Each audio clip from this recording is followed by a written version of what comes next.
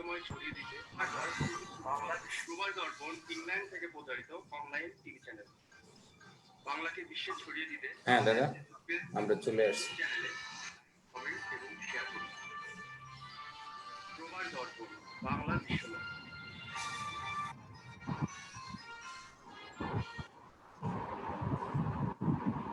সবাইকে স্বাগত জানাচ্ছি আজকের অনুষ্ঠানে।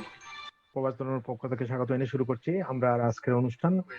আপনারা জানেন গত 3 বছর আগে আজকের এই দিনে মিয়ানমারের সহিংসতার মুখে ঘরবাড়ি ছেড়ে পালিয়ে আসা লাখ লাখ বয়ার্থ রোহিঙ্গা দল নেমেছিল বাংলাদেশের দক্ষিণ উপকূল সৈকতে। তাদের মধ্যে প্রায় 60% ছিল শিশু। তারা বিশ্ববাসীকে জানিয়েছিল রাখাইনের বিভৎস আক্রমণের কথা, আত্মীয় স্বজন, ঘরবাড়ি ও প্রতিবেশীদের হারানোর কথা। মিয়ানমারের সীমানার অদূরে বাংলাদেশের কক্সবাজারে বিভিন্ন আশ্রয় শিবিরে গাদাগাদি করে বাস করছে প্রায় 11 লক্ষ রোহিঙ্গা। পৃথিবীর অন্যতম বৃহত্তম শরণার্থী এই ক্যাম্পে মানুষের কেমন আছে তা জানতেই এই সংলাপ। আজ রোহিঙ্গা শরণার্থী বাংলাদেশে আসার 3 বছর পূর্ণ হলো। আজকের সংলাপের বিষয় কেমন আছেন রোহিঙ্গারা। আজকের সংলাপে আমাদের সাথে আছেন জনপ্রিয় রাজনীতিবিদ, সাবেক ছাত্রনেতা, আওয়ামী লীগের নেতা, মাননীয় সংসদ সদস্য জনাব সাইমুম সারওয়ার কমল। আমাদের সাথে আছেন কক্সবাজার চেম্বার অব কমার্সের সভাপতি এবং এনজিও ফোরামের কক্সবাজারের সভাপতি জনাব আবু মুসা চৌধুরী খোকা। আমাদের সাথে আছেন অ্যাডমিনিস্ট্রেশন এন্ড এসআর কোস্টের পরিচালক জনাব মুস্তাফা কামাল আকন্দ। আমাদের সাথে আছেন সমাজ কল্যাণ উন্নয়ন সংস্থার চেয়ারম্যান জেসমিন প্রেমা। আমাদের সাথে গরি টিভির সিনিয়র রিপোর্টার আমাদের সংযুক্ত হবেন রাজু আমির। আছেন কালের কন্টেন্ট সিনিয়র রিপোর্টার নিখিল বদ্র। আমাদের সাথে আছেন প্রবাস দর্পণ কক্সবাজার প্রতিনিধি জনাব কলিমুল্লাহ। সবাইকে স্বাগত এনে শুরু করছি আজকের অনুষ্ঠান। শুরুতে আমি যাব আমাদের কালেকন্ডের সিনিয়র রিপোর্টার নিখিল বদ্রর কাছে। আমরা রোহিঙ্গা শরণার্থী ক্যাম্পের সর্বশেষ আপডেট জানতে চাই নিখিল বদ্রর কাছে। ধন্যবাদ রূপক দা। উপস্থিত আমাদের প্যানেল আলোচক হিসাবে যারা আছেন সকলকেই ধন্যবাদ জানাচ্ছি। বিশেষ করে প্রবাস দর্পণকে ধন্যবাদ এই সংলাপের আয়োজনের জন্য। প্রবাস দর্পণ নিয়মিত আয়োজন করে থাকে এই সংলাপ। প্রতিদিনের এই সংলাপের মাধ্যমে প্রবাসীদের সাথে বাংলাদেশের জনগণের একটি সেতু বন্ধন তৈরি হয়েছে, যার মধ্য দিয়ে আমরা যেমন ভাবে প্রবাসী অবস্থান জানতে পারি, ঠিক তেমনি ভাবে বাংলাদেশের প্রকৃত অবস্থা আমরা প্রবাসীদের কাছে তুলে ধরতে পারি। আজকে একটি বিশেষ দিন। 3 বছর আগের এই দিনে রোহিঙ্গারা বাংলাদেশে আসা শুরু করে। জানেন, সেইখানে জাতিগত নিপীড়নের মুখোমুখি হয়ে, সেইখানে হত্যা দর্শনের শিকার হয়ে অসংখ্য রোহিঙ্গা বাংলাদেশে আসতে শুরু করে এবং আমরা দেখেছি 7 লক্ষাধিক রোহিঙ্গা ওই সময়ে বাংলাদেশে আসে। শুধু এই রোহিঙ্গা সমস্যা একদিনের সমস্যা নয়, 3 দশক ধরে বিরাজমান এই সমস্যার কারণে আরো 4 লক্ষ রোহিঙ্গা এর আগেই বাংলাদেশে এসেছে। বাংলাদেশে এই পর্যন্ত 11 লক্ষ রোহিঙ্গা আশ্রয় নিয়েছে, যারা কক্সবাজারের বিভিন্ন আশ্রয় কেন্দ্রে আশ্রয় নিয়েছে এবং বসবাস করছে। এইখানে যারা প্যানেল আলোচক হিসাবে আছেন আমাদের মাননীয় সংসদ সদস্য, আমাদের কক্সবাজারের চেম্বার অফ কমার্সের নেতা, এইখানে উপস্থিত আছেন দুটি এনজিওর শীর্ষ 2 নেতা, যারা দীর্ঘদিন ধরে এই রোহিঙ্গাদের কাজ করছেন। বিশেষ করে কামাল ভাই, মুস্তাফা কামাল ভাই, কোস্ট্রাস্ট, তারা এই ইস্যুতে অনেক দিন ধরে কাজ করছে। আমাদের জেসমিন প্রেমা আপা, তিনিও ওই রোহিঙ্গা ক্যাম্পের নারী শিশুদের অবস্থা নিয়ে দীর্ঘদিন ধরে কাজ করছেন। কলিমুল্লাহ ভাই আছেন, যিনি আসলে প্রতিনিয়ত রোহিঙ্গাদের খবরাখবর পরিবেশন করছেন। তাদের আলোচনার মধ্য দিয়ে আমি আশা করছি যে একটু আজকে অনেক ফলপ্রসূ এবং কার্যকর আলোচনা উপস্থিত হবে, যার মধ্য দিয়ে সারা বিশ্বের লোকজন জানতে পারবে। তবে শুরুতেই আমি কিছু তথ্য উপস্থাপন করতে চাই যে এই 11 লক্ষ যে রোহিঙ্গা আশ্রয় নিয়েছে, কিন্তু গত 3 বছরে আমরা গতকাল যে তথ্য পেয়েছি সেই তথ্য অনুযায়ী আরো 1 লক্ষ শিশুর জন্ম হয়েছে রোহিঙ্গা ক্যাম্পে। এবং আমরা দেখেছি যে এই রোহিঙ্গাদের আশ্রয় নেওয়ার কারণে কিছু সংকটও তৈরি হয়েছে বাংলাদেশের জনগণের জন্য। যদিও আমাদের প্রধানমন্ত্রী জননেত্রী শেখ হাসিনা মানবিকতার পরিচয় দিয়ে সেদিন রোহিঙ্গাদের পাশে দাঁড়িয়েছিলেন এবং তাদেরকে আশ্রয় দিয়েছিলেন। কিন্তু আমরা পরবর্তীতে দেখেছি সেই রোহিঙ্গারাই বাংলাদেশের নাগরিকত্ব নিয়েছে, বাংলাদেশের পাসপোর্ট নিয়েছে, বিদেশে গিয়েছে এবং নানা ধরনের অপকর্মে জড়িত হয়েছে, যা বাংলাদেশের ভাবমূর্তিকে ক্ষুণ্ণ করেছে। আমরা দেখেছি গত 3 বছরে এই রোহিঙ্গারা মাদক পাচার, অস্ত্র চোরাচালানের মতো কর্মকাণ্ডের সাথে জড়িত হয়েছে এবং নানা ধরনের নাশকতার সাথে জড়িত হয়েছে। তারা নিজেরা হানাহানি করেছে এবং মারামারি করেছে এবং বাংলাদেশের জনগণকে হত্যাও করেছে। তাদের কারণে আমাদের ওই কক্সবাজার অঞ্চলের পরিবেশের মারাত্মক ভাবে ক্ষতিগ্রস্ত হয়েছে। ইতিমধ্যেই আমাদের মাননীয় সংসদ সদস্য আসন গ্রহণ করেছেন, আমরা তাকে স্বাগত জানাচ্ছি। এবং আমরা দেখেছি যে পরিবেশের মারাত্মক ধরনের ক্ষতি হয়েছে এবং বন বিভাগের দেওয়া তথ্য অনুযায়ী ৬,২০০ একর বনভূমি উজাড় হয়েছে রোহিঙ্গারা আসার পরে এবং প্রায় ২,০০০ কোটি টাকার ক্ষতি হয়েছে। যদিও আন্তর্জাতিক বিভিন্ন সংস্থা, দেশীয় সংস্থাগুলো দেওয়া তথ্য অনুযায়ী এই ক্ষয়ক্ষতির পরিমাণ আরো কয়েক গুণ বেশি হবে। আমাদের সরকারের পক্ষ থেকে এই রোহিঙ্গাদের প্রত্যাবাসনের বিষয়ে উদ্যোগ নেওয়া হয়েছে এবং সেই উদ্যোগের নানা রকম উদ্যোগ নেওয়া সত্ত্বেও মিয়ানমার সরকারের আন্তরিকতার যথেষ্ট ঘাটতি লক্ষ্য করা গেছে। শেষ পর্যন্ত জাতিসংঘ শরণার্থী সংস্থা সর্বশেষ যে তথ্য দিয়েছে সেই তথ্য অনুযায়ী যে প্রত্যাবাসন প্রক্রিয়ায় আমাদের অগ্রগতি এখনো শূন্যের কোঠায় আছে।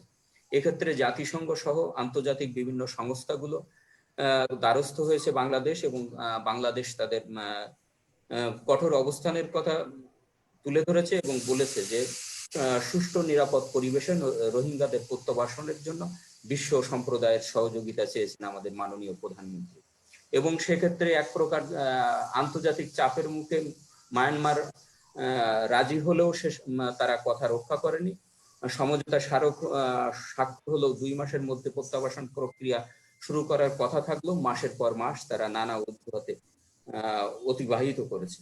এখন যে পরিস্থিতিটি তৈরি হয়েছে করোনা পরিস্থিতির পর নানামুখী সংকট তৈরি হয়েছে এবং এখন আন্তর্জাতিক সম্প্রদায়ের কাছে এই বিষয়ে নিয়ে কথা বলার সুযোগটি এক প্রকার বন্ধই আছে। গতকাল আমরা মাননীয় পররাষ্ট্রমন্ত্রীর সাথে কথা বলছিলাম এই রোহিঙ্গাদের প্রত্যাবাসন ইস্যু নিয়ে। তিনিও একমত যে না, আসলে বাংলাদেশের আন্তরিকতার অভাব নাই, কিন্তু বর্তমান বিশ্ব পরিস্থিতির কারণে আমরা এই মুহূর্তে আমাদের শক্ত অবস্থান নিতে পারছি না। তবে চীন, ভারত সহ সংশ্লিষ্ট দেশগুলোর সাথে আশা করা যায় দ্রুতই কার্যকর আলোচনা শুরু হবে এবং মিয়ানমার সরকারকে বাধ্য করা হবে তাদেরকে ফিরিয়ে নিতে। তো এই রোহিঙ্গারা এখন আমি বলবো যে একজন সংবাদকর্মী হিসাবে আমাদের জন্য একটা মারাত্মক ঝুঁকি হিসেবে আছে এবং সেই ঝুঁকি শুধু করোনার জন্য নয়, আমাদের সার্বিক পরিবেশ পরিস্থিতি, আর্থসামাজিক অবস্থা এবং আন্তর্জাতিক অবস্থান নিয়েও তারা একটি নতুন সংকট তৈরি করেছে এবং এই সংকটে আমাদের যেমন সম্মিলিতভাবে সংকটের সমাধানের চেষ্টা করা প্রয়োজন, ঠিক তেমনি ভাবে আন্তর্জাতিক সম্প্রদায়কে এগিয়ে আসা দরকার। তা বিভিন্ন সংস্থার, আমাদের মাননীয় সংসদ সদস্য সহ বিভিন্ন সংস্থার প্রতিনিধিরা এখানে আছেন, তাদের আলোচনার মধ্য দিয়ে আমরা সে বিষয়ে দিক নির্দেশনা পাবো বলে আশা করছি। সকলকে ধন্যবাদ। ধন্যবাদ নিখিল ভদ্র। আমি এখন যাব আমাদের প্রবাস দর্পণের আমাদের কক্সবাজার প্রতিনিধি কলিমুল্লাহ ভাই কাছে। কলিমুল্লাহ ভাই, আমরা জানি যে আপনার রোহিঙ্গারা আসার পর আপনার বিশেষ করে কক্সবাজার স্থানীয় মানুষ এবং রোহিঙ্গার মধ্যে একটা সমস্যা, নানান ধরনের একটা বিতর্ক রয়েছে এবং নানান সমস্যা সৃষ্টি হয়েছে কক্সবাজার এলাকায়, যেটা আমাদের নিখিল তাকে তুলে ধরলেন। আপনি আমাদের এই আপডেটটা একটু জানান, সর্বশেষ অবস্থা কি কক্সবাজারের? ধন্যবাদ রূপকদা আপনাকে। আপনি জানেন রোহিঙ্গা আসার পর থেকে কক্সবাজারের জনজীবনে ব্যাপক পরিবর্তন এসেছে। রোহিঙ্গা আসার আগে কক্সবাজার ছিল একেবারে নিরিবিলি প্রাকৃতিক একটি নৈসর্গ সৌন্দর্যের জেলা, যেটি ছিল বাংলাদেশের নয় সমস্ত পৃথিবীর কাছে একটি পরিচিত নাম কক্সবাজার।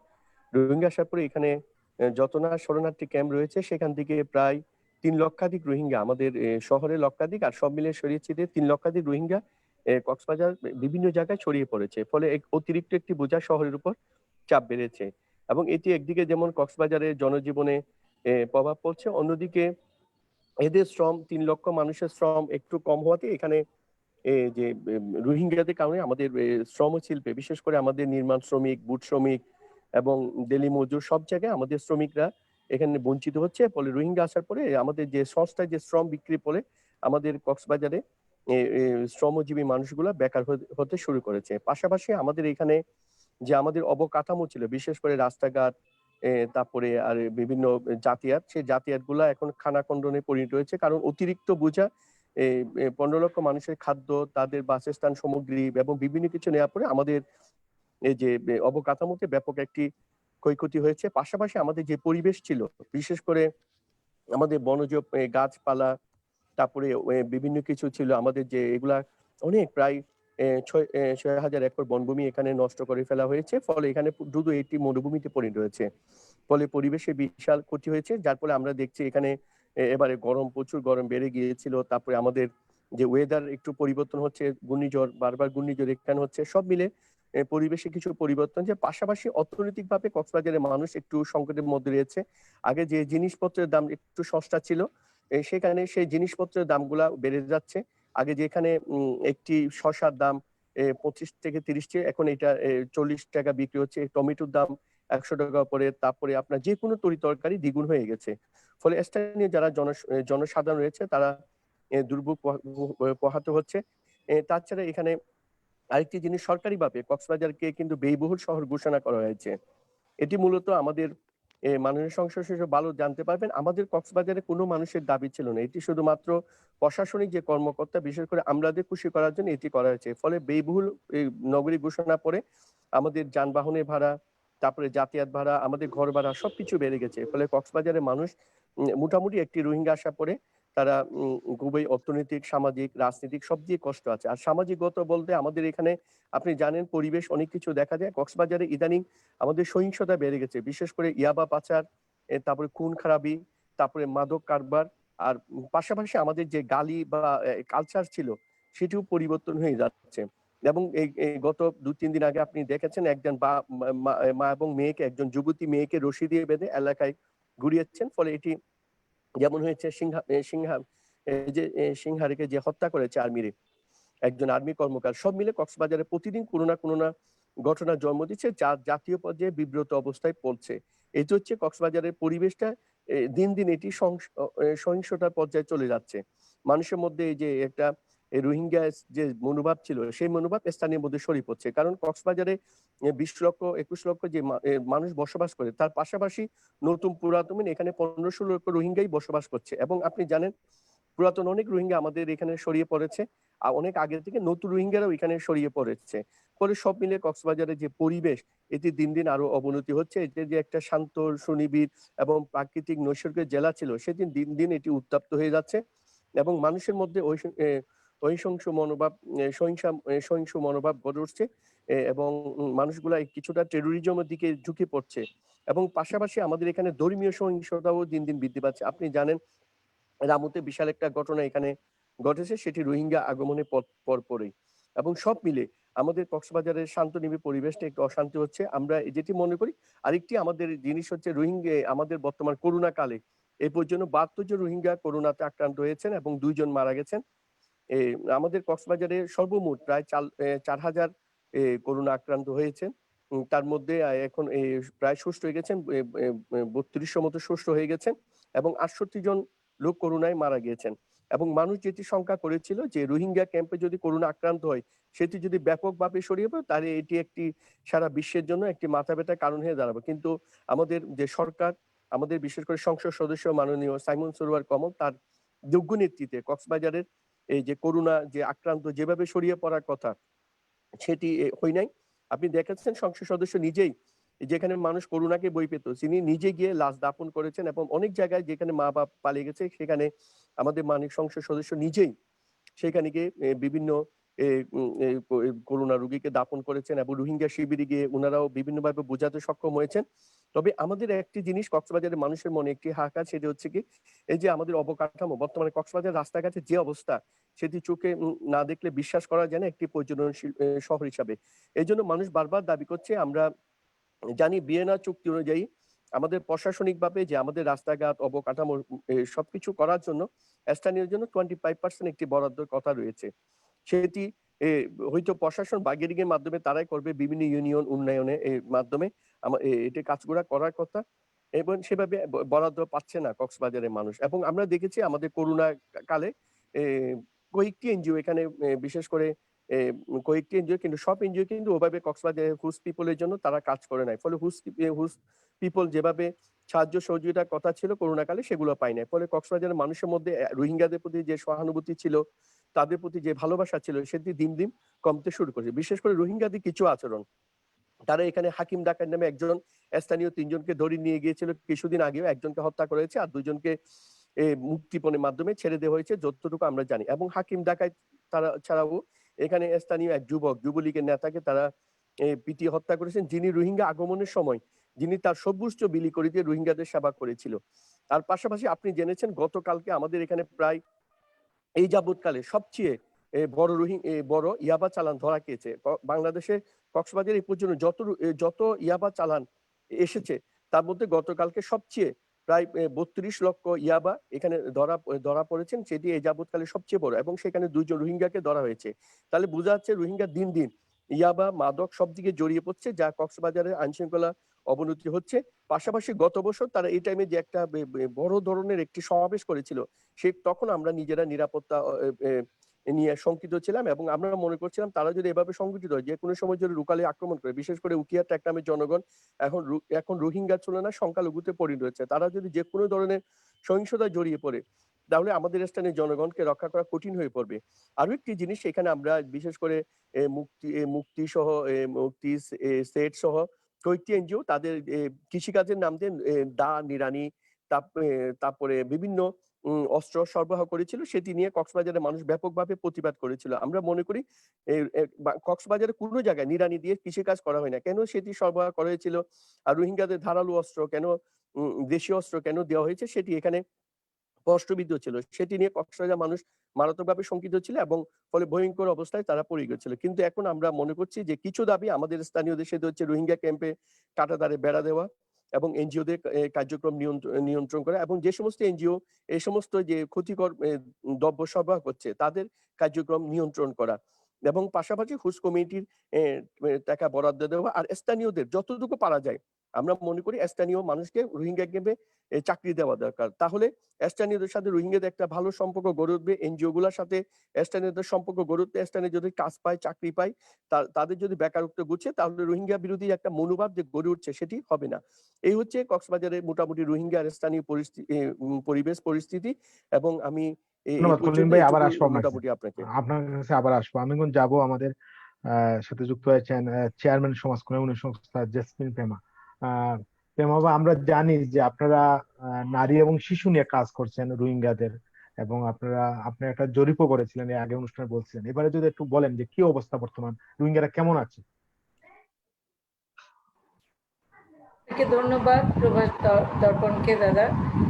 আর রোহিঙ্গারা ভালো আছে সার্বিক দিক থেকে যদি বলি।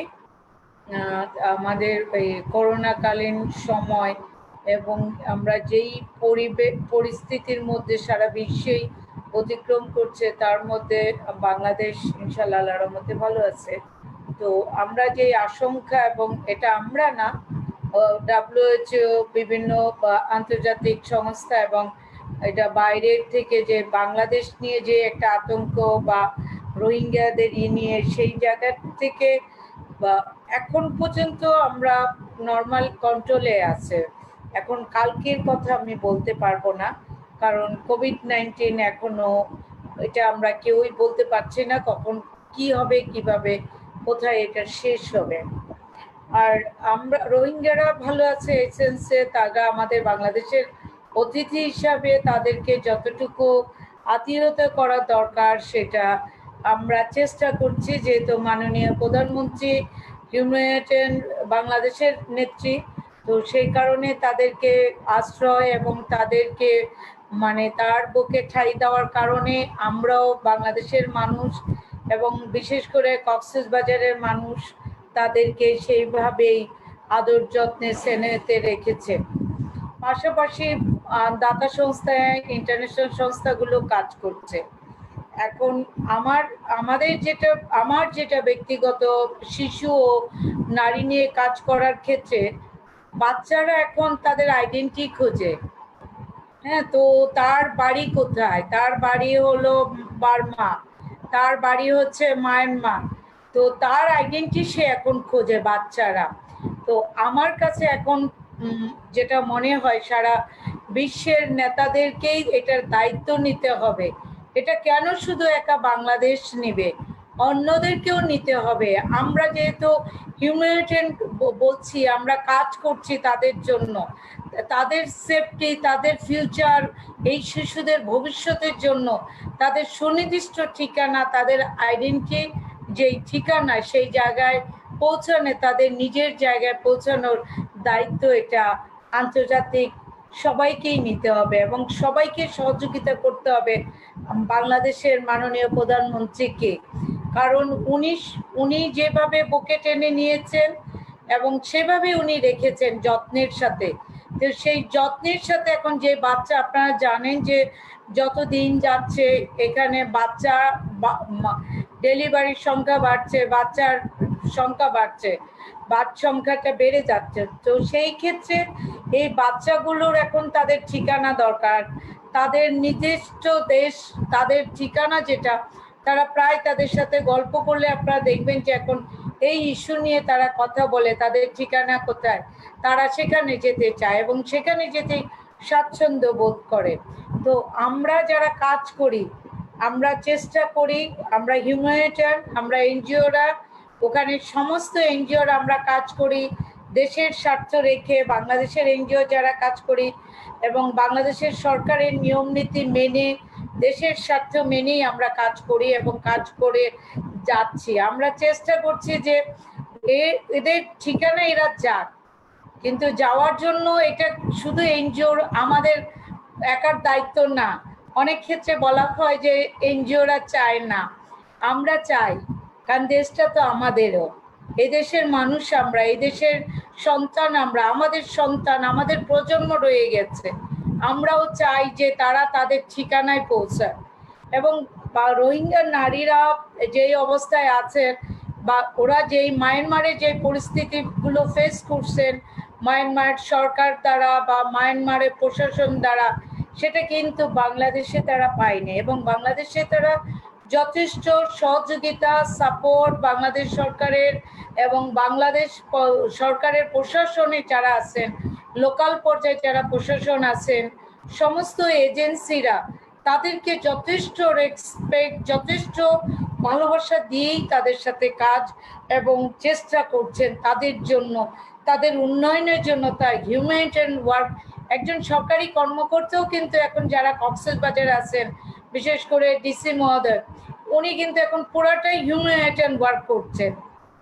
তো পুরাটাই উনি হিউম্যানিটেরিয়ান ওয়ার্ক করছেন। তো আমাদের বুঝতে হবে ওখান থেকে যে গভর্নমেন্ট অফিসার বলতে আমরা যা বুঝি, কক্সবাজার কিন্তু তার ডিফারেন্ট রুল হচ্ছে।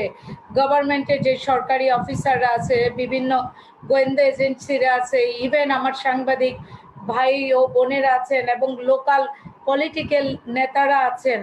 কারণ বেশিরভাগ কক্সবাজারের মানুষ সাফারার, তো সেই কারণে আমরা তো বাংলাদেশের মানুষ, তারা সাফারার, তাদের জন্য আমাদের কষ্ট হয়, কারণ এটা আমার দেশের পার্ট। পর্যটন, আমরা জানি যে বাংলাদেশের পর্যটন এরিয়া হচ্ছে কক্সবাজার এবং আমরা সেটাকেই মানে আমাদের সৌন্দর্য যদি বৃদ্ধি করা বা সৌন্দর্যের যদি উপমা দিতে চাই বাংলাদেশের, আমরা সুন্দরবন এবং কক্সবাজারের উপমা দেই বিভিন্ন আন্তর্জাতিক মানুষদের কাছে। তো সেই ক্ষেত্রে কিন্তু সংখ্যা যখন বেড়ে যাচ্ছে কক্সবাজারের, রোহিঙ্গার সংখ্যা ডে বাই ডে বাড়ছে, মানুষের সংখ্যা বেড়ে যাচ্ছে, এনজিওদের আমরা কাজ করছি, বাইরের পর্যটকের অবস্থা আসতেছে, তো সব কিছু মিলে রোহিঙ্গা ভালো আছে। কিন্তু বাংলাদেশের জন্য এবং কক্সবাজারের জন্য আরো অনেক কাজ করার আছে এবং আমি দাবি করব আন্তর্জাতিক সংস্থার তারা কাজ করছে অলরেডি কক্সবাজারে, তারাও হোস্ট কমিউনিটির জন্য কাজ করছি, আমরা এনজিওরও চেষ্টা করতেছি, আমরা কাজ করছি।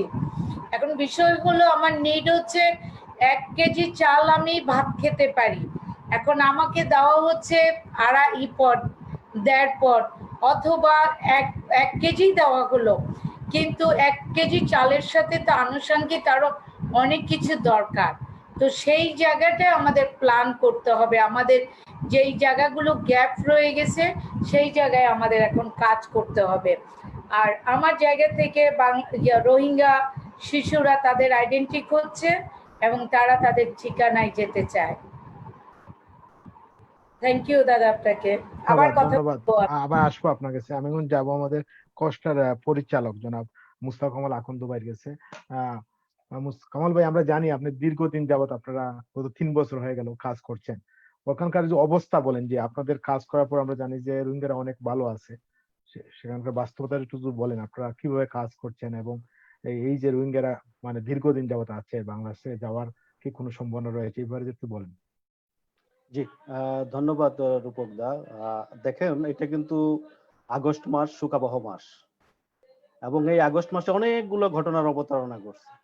আমরা জাতির জনক বঙ্গবন্ধুকে হারিয়েছি, আমরা বঙ্গমাতা ফজিলাতুন্নেছা সহ পরিবারের অনেককে হারিয়েছি, এবং এই আগস্টের 21 তারিখে গ্রেনেড হামলা করেছিল বঙ্গবন্ধু কন্যা মাননীয় প্রধানমন্ত্রী শেখ হাসিনার উপর।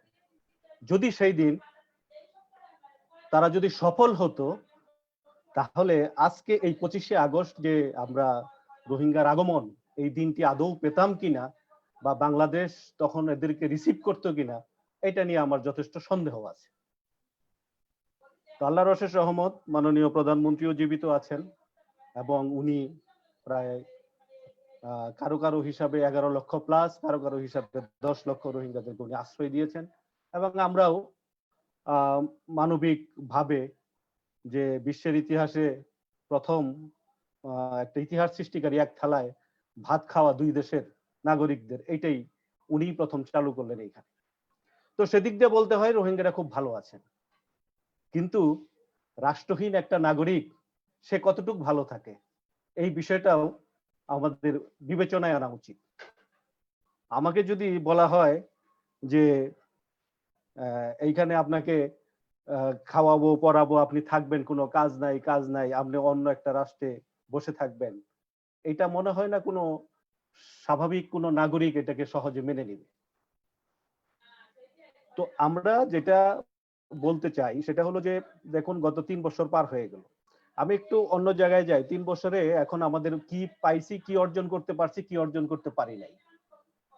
তো আমাদের এক সহযোগী বন্ধু জেসমিন আপা বলে গেলেন যে না, ওনারা ভালো আছেন। আমিও স্বীকার করি ভালো আছেন। এবং আমাদের রাজপথের লড়াকু বন্ধু, আমাদের মাননীয় সংসদ স্যার কমল ভাইও আছেন, উনিও বলবেন যে ভালো আছি। আমরা সবাই ভালো, ওনারাও ভালো, কিন্তু সরকারের উপরে যে দায়টা চেপে গেল, এই দায়ভারটা উনি সরকার কিভাবে বহন করবে? দেখুন, গত বছর 2019 সালে এই সংকট মোকাবেলার জন্য 92 কোটি ডলারের চাহিদা ছিল। সেইখানে 9 ডিসেম্বর পর্যন্ত আমরা পেলাম কত? 62 কোটি ডলার। তাহলে বাকি টাকাটা সম্পূর্ণ সরকারের ঘাড়ের উপরে। পরবর্তী পর্যায়ে যে 2018 সালে যেটা ছিল 95 কোটি ডলার, সেইখানে 95 কোটিটা বিপদে পাইছি 65 কোটি। এবং কোভিড-19 আসার পরে আমাদের যে অবস্থা হলো, ধারণা করা ছিল 87 কোটি 70 লক্ষ ডলার, এবং এটা 50% অর্জিত হবে কিনা আমরা যথেষ্ট সন্দিহান। তার অর্থ কি? বাকি অংশটা পুরোটাই বাংলাদেশ সরকারের ঘাড়ের উপর এসে পড়তেছে। তো সুতরাং এই সরকার কতদিন কিভাবে এই দায়ভার গ্রহণ করবে? আবার যে আন্তর্জাতিক দাতা সংস্থা যারা আছেন, যারা আইএনজিও এবং ইউএন বডিতে যারা আছেন, যারা এই টাকাগুলো সংগ্রহ করতেছেন এবং খরচ করতেছেন, এর কত শতাংশ আমরা রোহিঙ্গা ত্রাণ শিবিরে দিতে পারতেছি? এটা একটা প্রশ্ন বড়। আমরা গত 3 বছর যাবৎ আমরা এটা চেষ্টা করে যাচ্ছি, এটার সঠিক তথ্য আমরা পাই না। আমরা চাচ্ছি যে এই অংশটুকু, বৃহত্তম অংশটুকু, যে টাকাগুলো বাইরে থেকে আসে সেগুলা রোহিঙ্গা শরণার্থী শিবিরে দেওয়া হোক, এবং রোহিঙ্গা শরণার্থী শিবিরের জন্য ব্যয় করা হোক। তো এই অংশটাও আমার একটা বিষয় আছে, এটা হয়তো আমার সিসিএনএফ এর কোচিয়ার আমাদের আবু মোর্শেদ ভাই আছেন, উনি হয়তো আরো বলবেন। আরেকটা বিষয় আমি বলি, সেটা হলো যে সরকারের তরফ থেকে সরকার গত 3 বছরে হেন কোনো চেষ্টা নাই যে ওনারা করেন নাই। তো এই 3 বছরে কিন্তু একটা জিনিস আমাদের ভিতরে, যেটা আমরা জানি, আপনিও জানেন, যে 2 দেশের ভিতরে কোনো আনুষ্ঠানিক কোনো আলাপ কিংবা বৈঠক কিন্তু এখনো হয় নাই। যেটা হয়েছে সেটা হলো তৃতীয় পর্যায়ের। তা আমরা চাই যে এই দুই দেশের আলোচনাটা হোক, তাহলে যেটা হবে যে বঙ্গবন্ধু যেটা বলে গেছিলেন যে প্রতিবেশী রাষ্ট্রের সাথে বন্ধুর সম্পর্ক স্থাপন করে, তো মাননীয় প্রধানমন্ত্রী সেই অবস্থানে থেকেই উনি চেষ্টা করতেছেন এই সংকট নিরসনের জন্য। তবে যদি এই সংকট খুব আরো বেশি মাত্রায় যদি আমাদের ঘাড়ের উপরে চাপে, সেটা খুবই আমাদের জন্য ব্যয়বহুল হবে এবং অদূর ভবিষ্যতে আমরা এই ব্যয়ভার বহন করতে পারবো কিনা সেটা একটা বিষয় আছে, চিন্তার বিষয়। আরেকটা বিষয়, আমাদের কালের কণ্ঠে নিখিল দা কিছু বলে গেছিলেন ওভারঅল একটা বিষয়। গতকালকেও আমাদের একটা স্টেটমেন্ট ছিল, ওনারই পত্রিকা এটা করেছে, যে আমরা যেটা এখনো বলি যে অর্থ সহায়তা স্বচ্ছতা যেটা আমাদের প্রধান দাবি নিশ্চিত করতে হবে, ব্যবস্থাপনার খরচ এবং কর্মসূচির খরচ সম্পর্কে আমাদেরকে সুস্পষ্ট ধারণা দিতে হবে, সোজা কথা।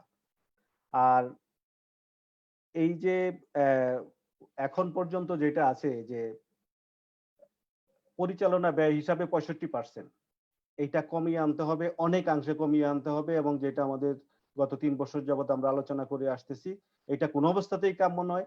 আপনি যদি 100 টাকার 65 টাকা নিজে খরচ করেন, তাহলে 35 টাকা কিভাবে আপনি বাকিটুকু দিয়ে কভার করবেন, সেটা একটা বৃহত্তর প্রশ্ন। এবং আমি মাননীয় সংসদকে যে পরবর্তী পর্যায়ে যখন আপনাদের আলোচনা হবে উচ্চ পর্যায়ে এই বিষয়গুলো জোরালোভাবে ভূমিকা রাখতে, যাতে। আর আরেকটা বিষয় হলো স্থানীয় এনজিওদের মাধ্যমে সমস্ত কর্মকাণ্ড পরিচালনা করা।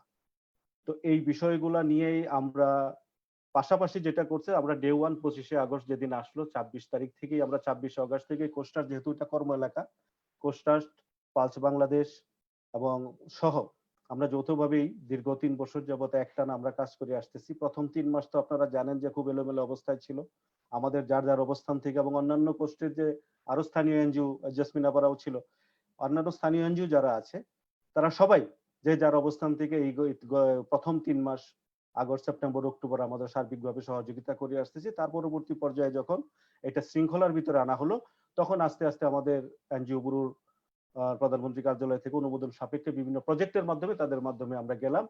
কিন্তু এরপরেও গত 3 বছরে আমাদের আমরা এখনো আছি তাদের সাথে। আমরা চাই যে এটার একটা সুষ্ঠু সমাধান হোক এবং রোহিঙ্গা যারা বাস্তুচ্যুত মিয়ানমার নাগরিক, তারা তাদের নাগরিকত্ব ফিরে পাক, তারা মিয়ানমারে ফিরে যাক এবং মর্যাদা সম্পন্ন অবস্থায় যেন প্রত্যেকটা রোহিঙ্গা তার দেশের মাটিতে স্থান পায়। তো আপাতত এইটুকু আমার ছিল, পরে আরো কোনো তথ্যপত্র জানার প্রয়োজন হলে আমি জানাবো ইনশাল্লাহ। জি, ধন্যবাদ।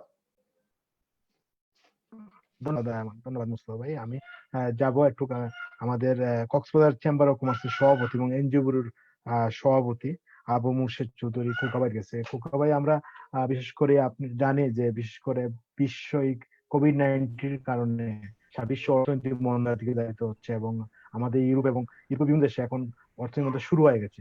এই অবস্থায় বাংলাদেশের মতো একটা দেশে যে আপনার প্রায় 11 লক্ষ বা 12 লক্ষ মানুষকে কিভাবে সরকার পরিচালনা করবে, একটা বিষয় হচ্ছে যে একটা প্রশ্ন আসছে যে অনেকেই বলেন যে অনেক এনজিও আছে যারা চায় না যে রোহিঙ্গারা বাংলাদেশে যাক। আপনি এনজিও গুলোর একজন সভাপতি হিসেবে কি বলবেন? জানি কক্সবাজারের স্থানীয় লোকে অনেকেই এই ব্যাপারটা নিয়ে অনেক বিব্রতকর অবস্থায় আছে, রোহিঙ্গাদের নিয়ে কি বলেন আপনি? ধন্যবাদ রূপকদা। আমি আপনার মাধ্যমে যারা শুনছেন সবাইকে আসলে এই প্রোগ্রামে স্বাগত জানাচ্ছি। আসলে ব্যাপারটা কিন্তু খুবই আসলে বহুমাত্রিকতা। সুতরাং আপনি আমাকে কোন সেক্টরে কথা বলতে বলবেন, কারণ আমি সব সেক্টরে কথা কম আর বেশি বলতে পারবো। আপনি যদি আজকে যে প্রতিপাদ্য বিষয় রোহিঙ্গারা কেমন আছে সেটা দিয়ে শুরু করতে চাই, আমি অন্যান্য বক্তাদের সাথে একটু দ্বিমত পোষণ করছি। রোহিঙ্গারা ভালো নেই। একজন মানবিক বিবেচনায়, out of empathy not sympathy যদি আমি বলি, ওরা ভালো নেই। কারণ ওদের কিন্তু জীবন জীবিকার এবং আশ্রয়স্থল ছিল মংডু বা পুসিদং বা অন্য এলাকায় রোহিঙ্গায়। ওদের একটা ঘর ছিল, কিছু পশু পালনের জন্য কিছু জায়গা ছিল, একটা মুক্ত বিহঙ্গের মতো ছিল। এখন ওরা গাদাগাদি করে প্লাস্টিক টেন্টের মধ্যে আছে। আপনি যদি এখানে বিরিয়ানিও খাবান, একটা মানুষ কোনো সময় ভালো থাকতে পারে না। আমরা রোহিঙ্গাদের সাথে অনেক ওরা চলে যেতে চাই, বাট আপনি চিন্তা করে একটু আগে হয়তো অবতারণা করছিল কেউ, আমরা 2টা ইনফ্লাক্স ফেস করেছি এটার আগে। 25শে আগস্টের আগে আমরা 1978 সালে করেছি এবং 1992 সালে করেছি। সবচেয়ে মজার ব্যাপার হচ্ছে 1992 সালে আমরা 10 লক্ষ রোহিঙ্গাকে ফেরত পাঠাতে আমাদের 10 বছর সময় লেগেছিল। সুতরাং এখন আপনি চিন্তা করেন, যদি আমরা প্রতি মাসে 10,000 বা 20,000 রোহিঙ্গাকে যদি ফেরত পাঠাতে চাই, 1 যুগ লেগে যাবে। সুতরাং বায়বীয় কথা বলে লাভ নেই, রোহিঙ্গারা এখানে যেতে সময় লাগবে। এখন চ্যালেঞ্জটা হচ্ছে until repatriation what can we do, যেটাকে আমরা পিসফুল হারমোনি বা সোশ্যাল কোহেশনের কথা বলছি। হ্যাঁ, অন্যদিকে যদি আমি বিবেচনা করি, আমরা এখন একটা সুপ্ত অগ্নিয়গিরির মধ্যে বসে আছি, যে কোনো সময় বাস্ট হতে পারে। হয়তো অনেকে বলেছেন যে এটা আসলে ডেমোগ্রাফিক্যালি ইমব্যালেন্স সিচুয়েশন, উখিয়া টেকনাফের লোক সংখ্যা 5 লক্ষ, এটা ডাবল হয়ে গেছে। সুতরাং বাট আল্লাহর রহমতে এখনো কিন্তু ওই ধরনের ইনসিডেন্ট ঘটে না, বাট আমরা প্রিডিক্ট করছি অ্যাজ এ হিউম্যান বিং যে কোনো সময় যে কোনো কিছু হতে পারে। এবং আরেকটা জিনিস হচ্ছে, আপনি একটু আগে বলেছেন আমাদের কোন এক বক্তা, you can change your friend but you cannot change your neighbour. সবসময় এসব জিনিস মতো। আর আরেকটা জিনিস বিবেচনায় রাখতে হবে, এটা কিন্তু বাংলাদেশের ব্যাপার নয়, it's a global issue, international issue. সেজন্য আমাদেরকে এই বিবেচনাও মাথায় রাখতে হবে। এখন যদি আমি বলি রোহিঙ্গারা ফেরত যাবে কিনা এবং ফেরত যাওয়ার পরে, আমার মনে হয় আমি যদি 78 এবং 92 সালের ওইখানকার প্রেক্ষাপট চিন্তা করি, যখন ওরা এথনিক ক্লেনজিং এর কারণে এখানে ফেরত আসছিল এবং এটা বাইলেটারাল ডায়ালগের মাধ্যমে ফেরত গেছে, তখন কিন্তু ওদের লাইভলিহুড মিন্স ঘরবাড়ি কিন্তু অরক্ষিত ছিল, সবগুলো কিন্তু মায়ানমার আর্মিরা ওরা প্রটেক্ট করেছিল, যার ফলে ওরা ফেরত গিয়ে পুনরায় ওদের ঘরে ফেরত গেছে। এইসব কথা বলছি আপনাদের ব্রেন স্ট্রিমিং এর জন্য। বর্তমান প্রেক্ষাপট অন্য ধরনের। এখন কিন্তু এটা বুলডোজার দিয়ে সমান করে দিয়েছে। কেন করে দিয়েছে? ওইখানে ইকোনমিক জোন হয়েছে, এখানে চায়নার ইনভেস্ট হচ্ছে, ওইখানে ইন্ডিয়ার ইনভেস্ট হচ্ছে। সুতরাং মাথায় রাখতে হবে, শুধু আমরা বললে হবে না যে কালকে চলে যাবে। এখানে একটা জিও পলিটিক্স এর ইনভলভমেন্ট, ইকোনমিক অপরচুনিটি বিভিন্ন দেশের ইনভলভ। সুতরাং এত সহজ না এটা, this is not a very easy matter. এবং ডিপ্লোমেসিটা ইট উইল টেক টাইম। আমরা যতই বলি না কেন, বাংলাদেশ এখন কিন্তু অসহায় হয়ে গেছে, কারণ একটা বাংলাদেশের হেডেক নেই। এখন বাংলাদেশ না পারছে একটা লং টার্ম সলিউশনে যেতে, না মিড টার্ম সলিউশন যেতে, যেটা এটা ইজ এ ডিপ্লোমেটিক ব্যাপার। আমরা যদি লং টার্ম সলিউশনে যাই, তাহলে Myanmar you they will get a space, ওরা আর ফেরত নেবে না। তারপরেও আমাদেরকে এই ধরনের ডিপ্লোমেসি চালিয়ে নিয়ে যেতে হবে। এবং আশার কথা হতে আমরা আন্তর্জাতিক কোর্ট অফ জাস্টিস একটা রায়ের অপেক্ষায় আছি। এটা কিন্তু যে রিপ্যাট্রিয়েশন, ওদের একটা পানিশমেন্টের ব্যাপার। Repatriation is different issue. Repatriation ক্ষেত্রে মায়ানমারকে আন্তরিক হতে হবে। সেক্ষেত্রে যেটা আমাদের কামাল ভাই বলছিল, এটা আমাদের বাইলেটারাল ডায়ালগের দরকার। এখন ব্যাপারটা হচ্ছে whether we will depend on official diplomacy নাকি সিঙ্গেল লাইন অফ ডিপ্লোমেসিতে যাব। পৃথিবীতে অনেক কিছু সমাধান হয়েছে অফ দ্য রেকর্ড। আমরা যদি এখন সেকেন্ড লাইন অফ ডিপ্লোমেসিতে যাই, তাহলে আমাকে সিভিল সোসাইটির সাথে একটা লিঙ্কেজ ডেভেলপ করতে হবে, বিজনেস কমিউনিটির সাথে লিঙ্কেজ ডেভেলপ। ওদের আমরা অনেক সময় অনেক বড় বড় কিন্তু প্রবলেম আমরা অফ দ্য লাইন আমরা কিন্তু সলভ করতে, বিশ্বের জন্য অনেক ইতিহাস আছে। সুতরাং এইসব বিষয় চিন্তা করার বিষয় কিন্তু এখন আসছে। এখন ব্যাপারটা হচ্ছে রোহিঙ্গারা যদি ফেরত না যায়, আমরা কি করতে পারি, হোয়াট ক্যান উই ডু? এখন কলিম বলে গেছে যে এখানে ড্রাগ ট্রাফিকিং হচ্ছে, এখানে human trafficking. Yes, that's true. আপনাকে বিবেচনায় রাখতে হবে, এখানে 2টা এক্সট্রা উপজেলা সৃষ্টি হয়েছে, 10-11 লক্ষ মানুষ, not a matter of joke. মানুষের মধ্যে ভালো মন্দ থাকবে।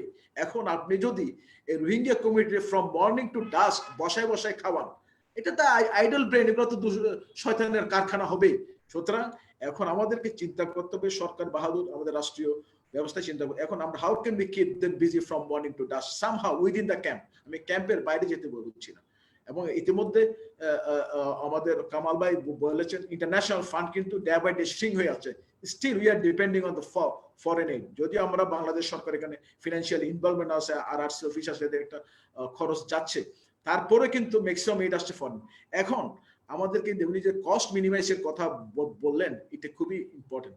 আমরা ফরেন এইড যদি শ্রিং হয়ে যায়, এটা আমার local economy, national economy impact পড়বে। আমাদেরকে হয়তো একটা বাজেটে ওদের জন্য বরাদ্দ রাখতে। সুতরাং to avoid this until repatriation, এগুলো কিন্তু আমাদের বিবেচনায় এনে সুদূর প্রসারী চিন্তা ভাবনা করতে হবে। এখন বাইবীয় কথা বলে লাভ নেই, রোহিঙ্গা চলে যাবে। বাট আরেকটা আমি ব্যাড ইম্প্যাক্ট দেখেছি, সবসময় রোহিঙ্গাদের নেগেটিভ ভাবে আমরা ট্রিট করি, নট লাইক দ্যাট। আমি এটা বিশ্বাস করি না।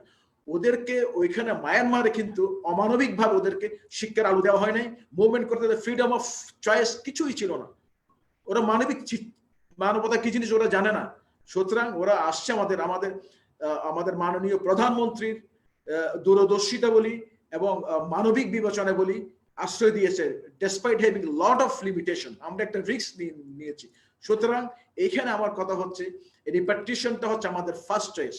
হ্যাঁ, রিপাট্রিয়েশন উইথ ডিগনিটি, আমরা যেটা বলি repatriation with their national identity. কারণ এটা যাতে ব্যাকফায়ার না করে। অনেকেই বলে গতবার তো চলে গেছে, বাট নট লাইক দ্যাট। গতবার যেগুলো গেছে এদের কিন্তু আমাদের এই জন্য আবার ব্যাকফায়ার করছে। সুতরাং আমরা তো একবার আশ্রয় দিয়েছি, এবার যখন যাবে ওরা যাতে ওদের ন্যাশনাল আইডেন্টিটিটা নিয়ে যায়, যাতে আবার ব্যাকফায়ার না হয়, আবার যাতে ফেরত না, আবার যাতে আমাদের উপর বোঝা না হয়। সুতরাং আজকে যেহেতু সে ওদের 3 বছর পূর্তি অনুষ্ঠান হচ্ছে, আমার মনে হচ্ছে যে ডিপ্লোমেসিটা আরো ত্বরান্বিত করা দরকার।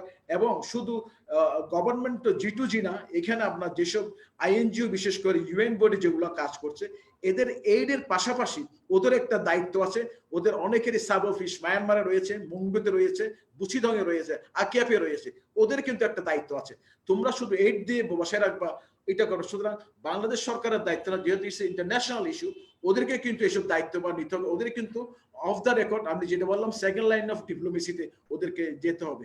হ্যাঁ, একটা জিনিস আপনাকে চিন্তা করতে হবে, আমাদেরকে within the crisis how can we get the economic opportunity. কারণ আমি যদি হাই করতে থাকি হবে না, আমাকে একটা সিদ্ধান্তে চলে যেতে হবে। এই যে ক্রাইসিসের মধ্যে, এটা তো আমরা রাতারাতি সমাধান করতে পারবো না। মিনিমাম হয়তো আমাদের 1 যুগ লেগে যেতে পারে। রিপার্টিশন 10,000 করে নিলে কিন্তু 1 যুগ লেগে যাবে। সুতরাং এই opportunity within the crisis how can we create this, এটা হচ্ছে বুদ্ধিমানের কাজ। আমি যদি আমার অনেক অবকাঠামো নষ্ট হয়েছে, আমার পরিবেশ ধ্বংস হয়ে গেছে, ইটস ট্রু। Despite that, আমরা 47 বছরে বাংলাদেশে কক্সবাজারকে যেটা এক্সপ্লোর করতে পারি না in the name of tourism, কিন্তু এটা হচ্ছে, আমি বলছি এটা একটা পজিটিভ কিছু ইম্প্যাক্ট হয়েছে। আমরা কিন্তু সারা ওয়ার্ল্ডে কিন্তু কক্সবাজারকে পরিচিত করতে পারছি। আরো মজার ব্যাপার হচ্ছে সেফ জোন হিসেবে আমরা ইন্টারন্যাশনালি ট্রিট করতে পারছি। এই পর্যন্ত এখানে এত ধরনের এক্সপার্টিস আছে, ফরেনার মুভ করতে, কারো গায়ে একটা টুকা লাগে নাই। আমি সরকারকে এবং আইন শৃঙ্খলা ধন্যবাদ জানাই যে বাংলাদেশ একটা সেফ, আমরা যে ইমেজটা যখন আমরা হোলি আর্টিজানের পরে নষ্ট করে সেটা we Regain it. This is the opportunity that we have created globally. এগুলো আমাদের সবকিছু বিবেচনায় রাখতে হবে। আরেকটা জিনিস যেটা হচ্ছে আমাদের যারা রোহিঙ্গাদের, যেখানে আমরা যদি ওদেরকে এডুকেটেড না করি, ওরা ফেরত গিয়ে যদি ওদের লাইফ স্কিল ডেভেলপ করে না দিই, ওরা কি করবে? আবার তো সেই জঙ্গলি হয়ে যাবে। আমার একটা নেইবার জঙ্গলি থাকে, এটা তো একজন সচেতন নাগরিক হিসাবে আমার কাম্য হতে পারে না। সুতরাং ওদেরকে উইদিন দ্য ক্যাম্প সাইট আমরা ইকোনমিক অপরচুনিটি কি হতে পারে, এবং ওদের, এবং শুধু তাই না, আমার হোস্ট কমিউনিটি যারা আছে তাদের সাথে তো একটা সোশ্যাল কোহেশন যেটা বলছি আমরা, এটা কিন্তু কোনো ধরনের স্ট্রাকচার নাই। এটাকে আপনাকে এটা ক্রিয়েট করতে হবে উইদিন দ্য প্রজেক্ট। ওইখানে 1 মিলিয়ন পিপল একটা মার্কেট রয়ে গেছে। আপনি দেখেন কয়জন ওইখানে কক্সবাজারের বাসী ওইখানকে মার্কেটের সাথে লিঙ্কেজ ডেভেলপ করেছে, কয়জন হোস্ট কমিউনিটি ওখানে মাল সাপ্লাই দিচ্ছে। আমরা শুধু চাকরি করে বলছি। চাকরি কেন চাইবে? আমার কি প্রজন্মকে আমি ডেভেলপ করব না? আমি কি ওইখান থেকে আরেকজন সচিব তৈরি করব না? আমার যদি ইন্টারমিডিয়েট ছেলে চাকরিতে চলে যায়, বিএ পাস না করে চাকরিতে, ওয়াই কেন যাবে? আমরা রোহিঙ্গার কারণ আমার ছেলেদেরকে শিক্ষিত করব না? আমি চাকরির ব্যাপারে, যারা চাকরি করবে তাদের MA পাস হতে হবে, গ্রাজুয়েট হতে হবে। আমি এটাকে ডিসকারেজ করি। আমি বলি ওখানে ইকোনমিক অপরচুনিটি, তোমার বি এন্টারপ্রেনার, তোমার মার্কেটের সঙ্গে ডিমান্ড ড্রাইভিং অ্যাপ্রোচে যাও। তুমি যারা সেখানে মাল সাপ্লাই দিয়ে ওখান থেকে ওদের বেরিয়ে আসো। কক্সবাজার বাসী ওখানে মাল সাপ্লাই দিয়ে ডেইলি 5 crore ট্রানজেকশন হয়, 15টা মেগা শপ আছে। কোথায়? কক্সবাজার। কেউ তো এখানে তো কোনো ব্যান্ডন নাই, কেউ এখানে যায় না। সুতরাং এগুলো আমাকে খুঁজে বের করতে হবে। আমাকে রাতারাতি রোহিঙ্গাদের পট পরিবর্তন করতে পারবো না। এবং মনে রাখতে হবে, আমরা যে ইমেজটা প্রাইম মিনিস্টার ক্রিয়েট করেছে, আমরা কিছুতেই তাকে ধ্বংস হতে দিব না। অনেকেই চেষ্টা করছে কোন রকম রোহিঙ্গাদের সাথে একটা কনফ্লিক্ট ঘটুক, বিশ্ব দরবারে যাতে অং সান সু কির মতো আমাদের প্রাইম মিনিস্টার শেখ হাসিনাকে কলঙ্কিত করো। উই ডোন্ট ওয়ান্ট ইট। সুতরাং রোহিঙ্গারা যতদিন থাকবে ওরা মানবিক মর্যাদা নিয়ে থাকবে এবং সবাইকে সহযোগিতা করা উচিত। এখানে কোনো ধরনের এখানে যদি বিশৃঙ্খলা ঘটে, এই দায়িত্ব কিন্তু আমাদেরই নিয়ে নিতে হবে। যে ইমেজটা আমরা ক্রিয়েট করেছি আনটিল রিপাট্রিয়েশন, আমাদেরকে এটা ধরে রাখতে হবে। আমরা চাই রিপাট্রিয়েশনটা এটা চালু, ডায়লগটা চালু থাকুক, বহুমাত্রিকতার ডায়লগ হোক, এবং সেই ক্ষেত্রে স্থানীয় জনগণকে অনেক সহ্য, আমরা তো অনেকটা বিষ খেয়ে বিষ হজম করবো। এখন অনেকে যদি আমরা বলি কিছু হচ্ছে অফ দ্য রেকর্ড কিছু জিনিস আছে, আমরা জানি ওইখানে দুর্বৃত্তায়ন হচ্ছে, ড্রাগ ট্রাফিকিং হচ্ছে, হিউম্যান স্মাগলিং হচ্ছে, but for the greater interest of the nation কিছু জিনিস আমাদেরকে হাইড করতে হবে। যদি আমরা এদেরকে বারবার যদি বলতে থাকি এটা সন্ত্রাসী দুর্বৃত্ত, মায়ানমার কোনোদিন নিবে না। এই ফার্স্ট সাকনেসটা আমাদের থাকতে হবে। দুঃখের বিষয় অনেকে এটাকে বুঝতে চায় না, সবাই জিনিসটা ফলো করে বলতে থাকে। সুতরাং মনে রাখতে হবে, আমি যদি সত্যিকার রিপার্টিশন চাই, ওদেরকে ভালোভাবে মানুষের মতো মানুষ মানে, কারণ মায়ানমার এটা জিন্দিগিতেও নিবে না যদি আমরা ওদেরকে সন্ত্রাসী বলতে বারবার আখ্যায়িত করতে থাকি। সুতরাং এদেরকে মানুষ করার আমরা যখন আশ্রয় দিয়েছি, মানুষও করতে হবে এবং পাশাপাশি মায়ানমারকে প্রেশার দিতে হবে বহু দিক থেকে। এটা হতো আমি যেটা বললাম সেকেন্ড লাইন অফ ডিপ্লোমেসি হতে পারে প্রেশার। সুতরাং মায়ানমারকে এদেরকে ফেরত নিয়ে যেতেই হবে। সুতরাং পাশাপাশি আমি যেটা বলছি যে যেহেতু ওদেরকে আমরা রিফিউজি স্ট্যাটাস দিতে পারি না, সেক্ষেত্রে আমি বলবো আমাদের থার্ড কান্ট্রি রিপার্টিশন অনেক স্কোপ রয়ে গেছে। ইউনিসেফের যে ম্যান্ডেট থার্ড কান্ট্রিতে নিতে পারে। যারা এখন সাহায্য দিচ্ছে, যদি আমরা বলি, সবাই বলি, সরকার বলে তোমরা কিছু কিছু নিয়ে যাও, 50,000 1 লাখ করে নিয়ে যাও। হ্যাঁ, এইসব জিনিস কিন্তু আমাদের ভয়েস ফেস করতে হবে। কারণ যেটা আমাদের কামাল ভাই বলেছিল, আমরা কিন্তু একটা খুবই খারাপ অবস্থার দিকে যাচ্ছি। এই যে ইউএন এর যে ওভারহেড কস্ট, এটা মোর দেন 50%। হ্যাঁ, সঠিক জিনিস। সুতরাং এইভাবে যদি চলতে থাকে একসময় ফান্ড শেষ হয়ে যাবে। আমি বলবো এইসব রোহিঙ্গাদের ডিলে একটা সিঙ্গেল লাইন অফ অথরিটি দরকার। আমরা দেখি যেখানে বোথ কোঅর্ডিনেশনের অভাব রয়েছে। সুতরাং এটা সরকারি, এটা প্রাইম মিনিস্টারের দপ্তর থেকে সরাসরি এটাকে কন্ট্রোল করা দরকার, প্রত্যেকটা এইড থেকে আরম্ভ করে সবাই। এবং এখানে একটা পুল ফান্ড গঠন করা দরকার আনটিল রিপার্টিশন। সুতরাং সবকিছু বিবেচনায় রেখে আমাদের কিন্তু খুবই সাবধানে, ভেরি ডিপ্লোমেটিক কথাবার্তা বলতে কিন্তু আমাদের ভেরি ডিপ্লোমেটিক বলতে হবে। কারণ এটা আমাদের জন্য একটা বিরাট বার্ডেন এবং এটা যাতে কোনো সময় ব্যাকফায়ার না করে, প্লিজ এটা মনে রাখতে হবে।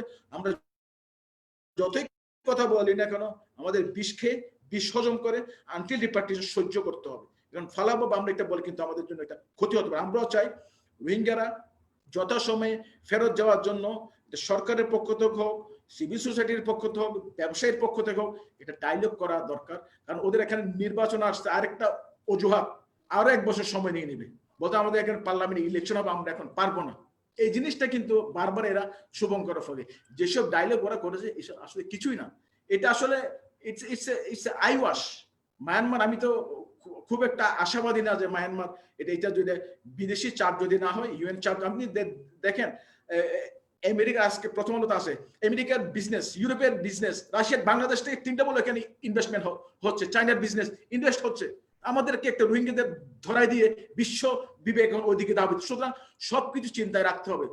এটা হচ্ছে আপনার কেউ আমাদেরকে হেল্প করতে আসবে না, কবিতা শোনাবে, গল্প শোনাবে, এই যে বোঝা একটা দিয়ে তারপর ওরা সরে যাবে।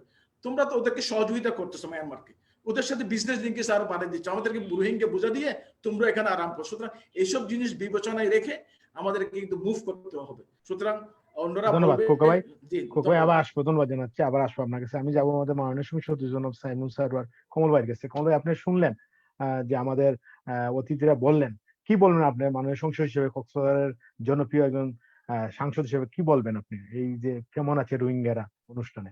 একটু আনমিট করতে হবে কমল ভাই, কাইন্ডলি।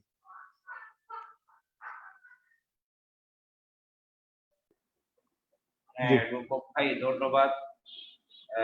অনেক হাজার হাজার মাইল দূর থেকে আজকে আপনি যে সত্য কথা আয়োজন করেছেন এবং যেই আয়োজক বৃন্দকে আপনি দাওয়াত জানিয়েছেন, তারা সকলেই অত্যন্ত প্রাজ্ঞ এবং তাদের সবকিছু মতামত আমি শুরু থেকেই শুনেছি। জনাব কলিম সাহেব এত সুন্দরভাবে এই রোহিঙ্গার আসার পরে কক্সবাজারের বর্তমান পরিস্থিতি নিয়ে আলোকপাত করেছেন, আমি সেদিকে আর যেতে চাচ্ছি না। আমি পোস্টের মোস্তফা কামাল সাহেব, তিনি এত সুন্দর তথ্যভিত্তিক উপস্থাপন করেছেন।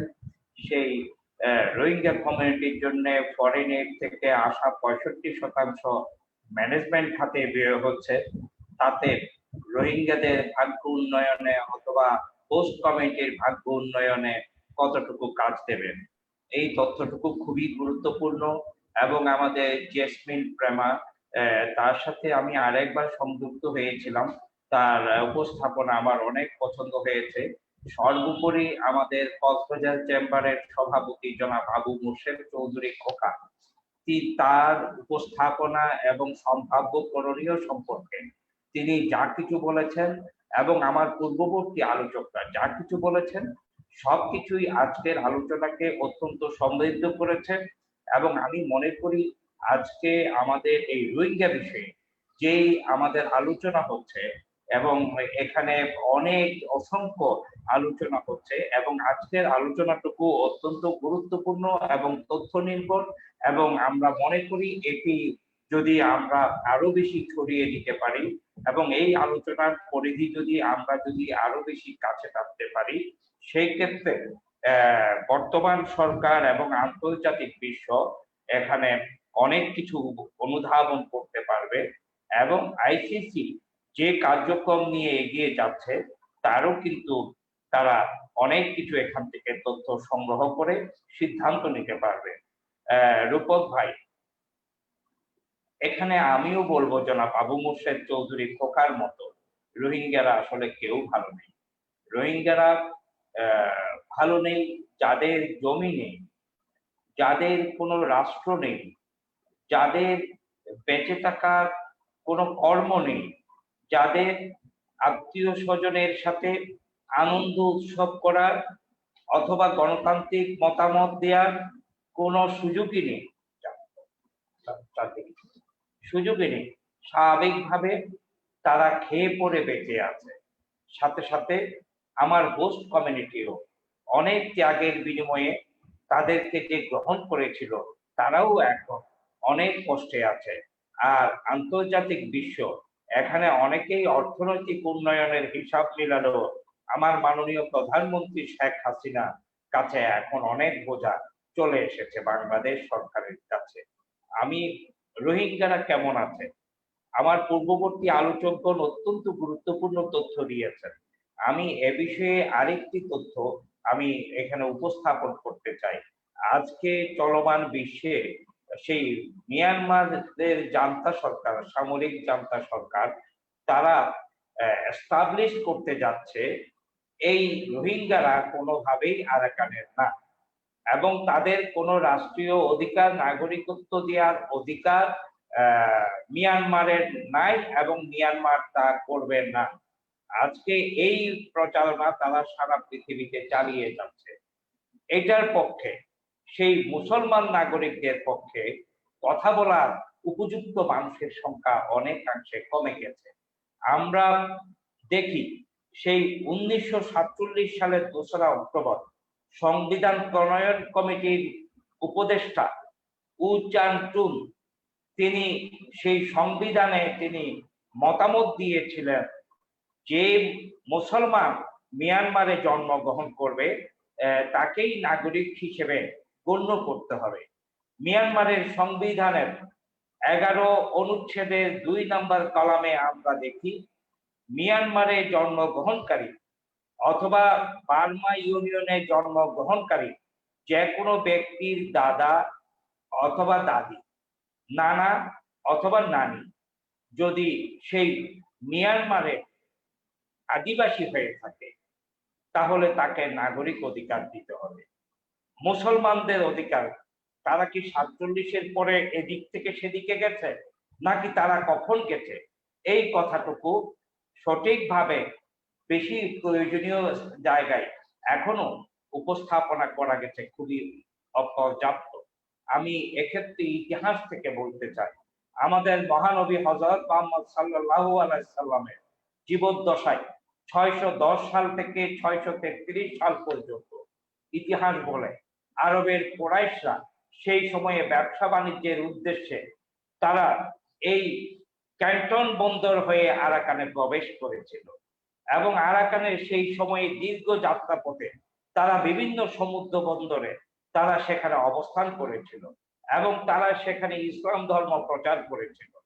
আমাদের ইতিহাস বলে সেই মহানবীজি ধর্ম প্রচারের 5ম বছরে যখন মক্কায় যখন অর্থনৈতিক মন্দা দেখা গেল, তখন মহানবীজি নির্দেশ দিলেন তার সাহাবীদের সুদূর আবিসিনিয়ায় গিয়ে হিজরত করতে। সেই সময়ে সেই মহানবীর সাহাবী হযরত ওসমান ইবনে আফফান তিনি 83 জন সাহাবী নিয়ে তিনি সেখানে আবিসিনিয়ায় গিয়েছিলেন, এবং আবিসিনিয়ার রাজা সেই নাজ্জাশীর সাথে সাক্ষাৎ করেছিলেন। নাজ্জাশীর দেয়া নৌকা নিয়ে তারা সেই সময়ে নার্জাতিসির নির্দেশে তারা 617 সালে মালাবার, চেরন, চট্টগ্রাম, আকিয়া হয়ে তারা সেখানে এবং ক্যান্টন পর্যন্ত তারা চীনের ক্যান্টন পর্যন্ত তারা গিয়েছিল। এই দীর্ঘ যাত্রা পথে তারা কেউ চট্টগ্রামে দীর্ঘদিন থেকেছে, এখানে আশ্রয় নিয়ে আবার আকিয়াবে গিয়েছে এবং আকিয়াবে গিয়ে তারা যেহেতু মুসলমান ছিল তারা সেখানে আদিবাসী আরাকানিদের বিয়ে শাদী করেছে। এইভাবে বংশ পরম্পরায় সেখানে মুসলমানদের সংখ্যা বৃদ্ধি পেয়েছে।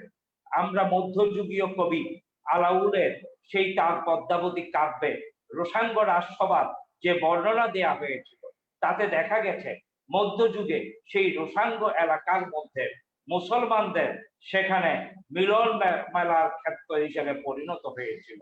আমি সেখানে আরো বলতে চাই, ডক্টর মোহাম্মদ এনামুল হক তার গবেষণায় 8ম এবং 10ম শতকের দিকে আরাকানে কোন যুদ্ধ বিগ্রহ ছাড়া মুসলমানরা সেই মুসলিম রাজত্ব প্রতিষ্ঠা করতে সক্ষম হয়েছিল।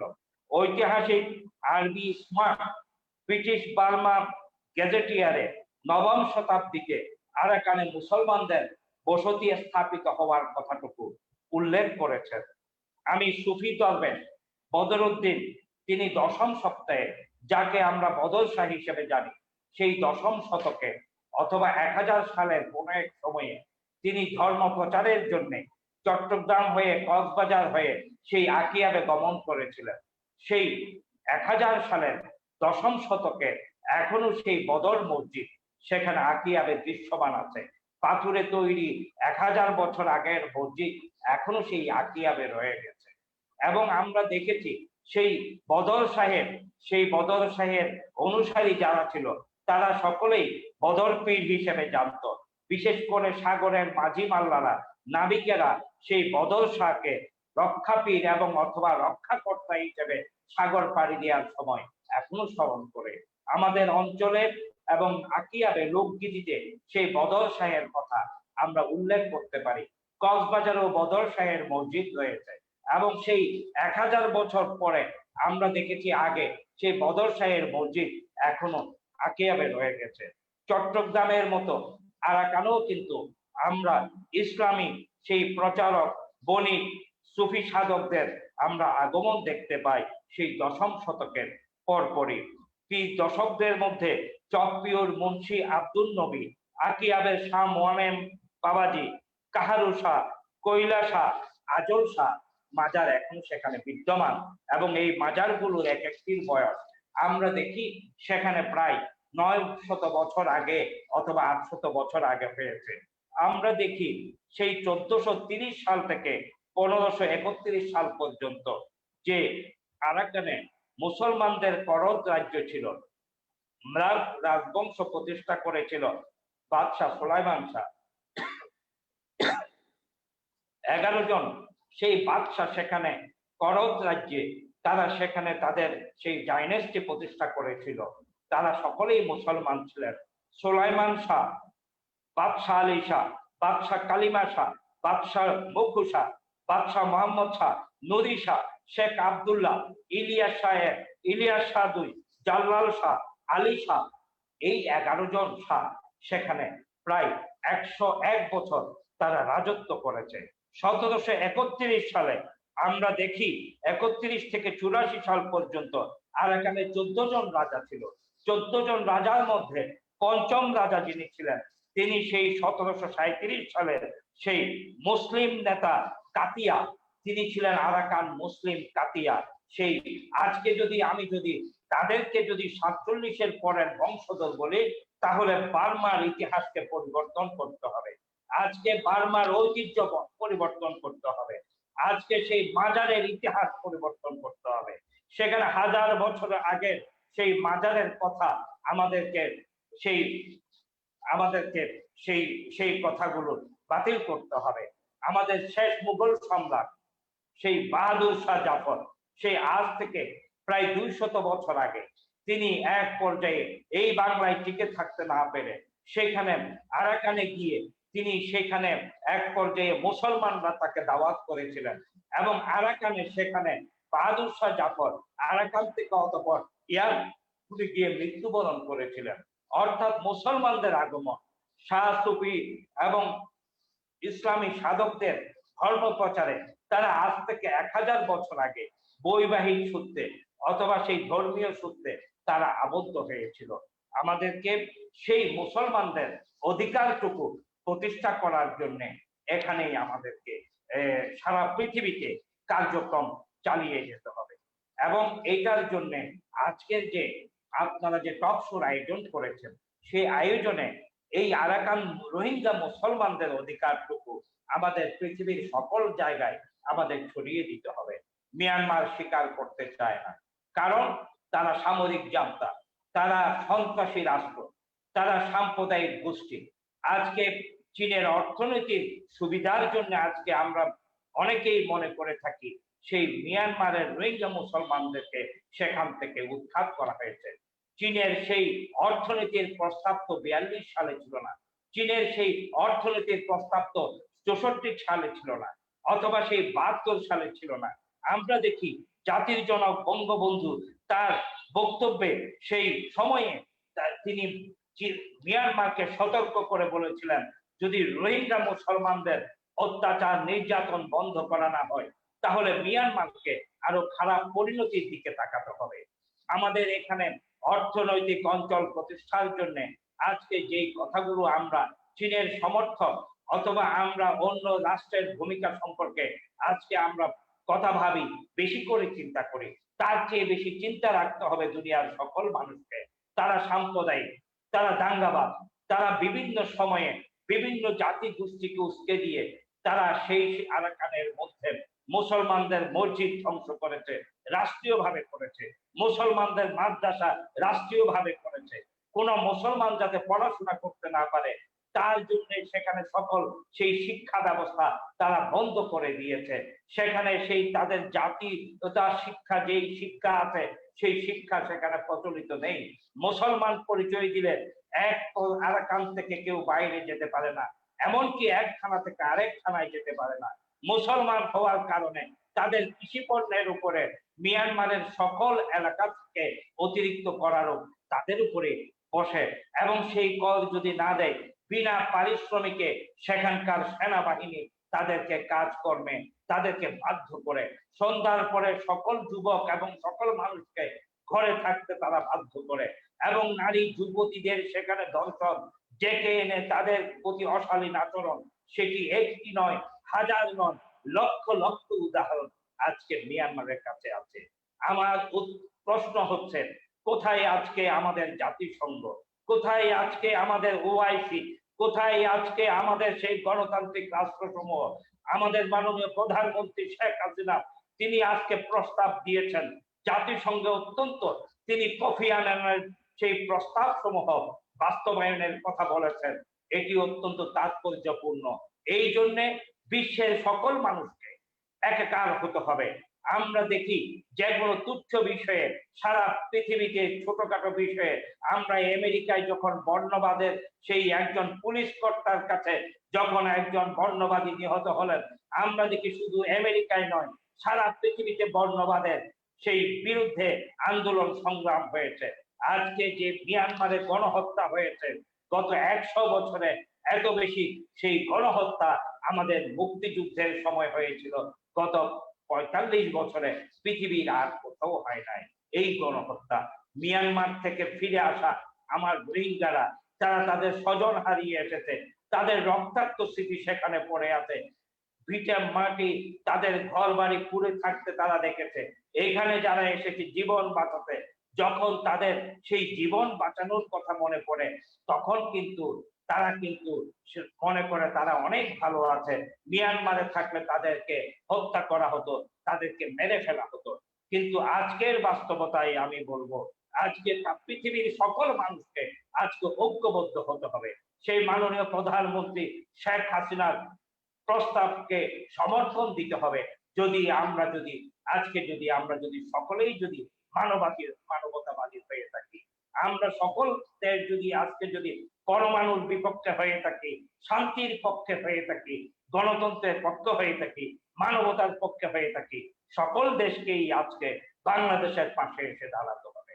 এবং বাংলাদেশের পাশে এসে আমি বলবো সেই গণহত্যার বিচার যে আইসিসিতে চলছেন, সেই আইসিসিতে কোথাও কোথাও যদি যুক্তির উপস্থাপনায় যদি ত্রুটি হয়ে থাকে, সেখানেও কিন্তু আমাদের উপদেষ্টা দিয়ে, আমাদের বিশেষজ্ঞ দিয়ে সহযোগিতা দিতে হবে। এনজিও কর্মকর্তা আপনারা যারা আছেন, আপনারা মিয়ানমারের সেই মানুষদের শিক্ষা, স্বাস্থ্য এবং তাদের বাসস্থান, খাদ্যের জন্য আপনারা চেষ্টা চালিয়ে যাচ্ছেন।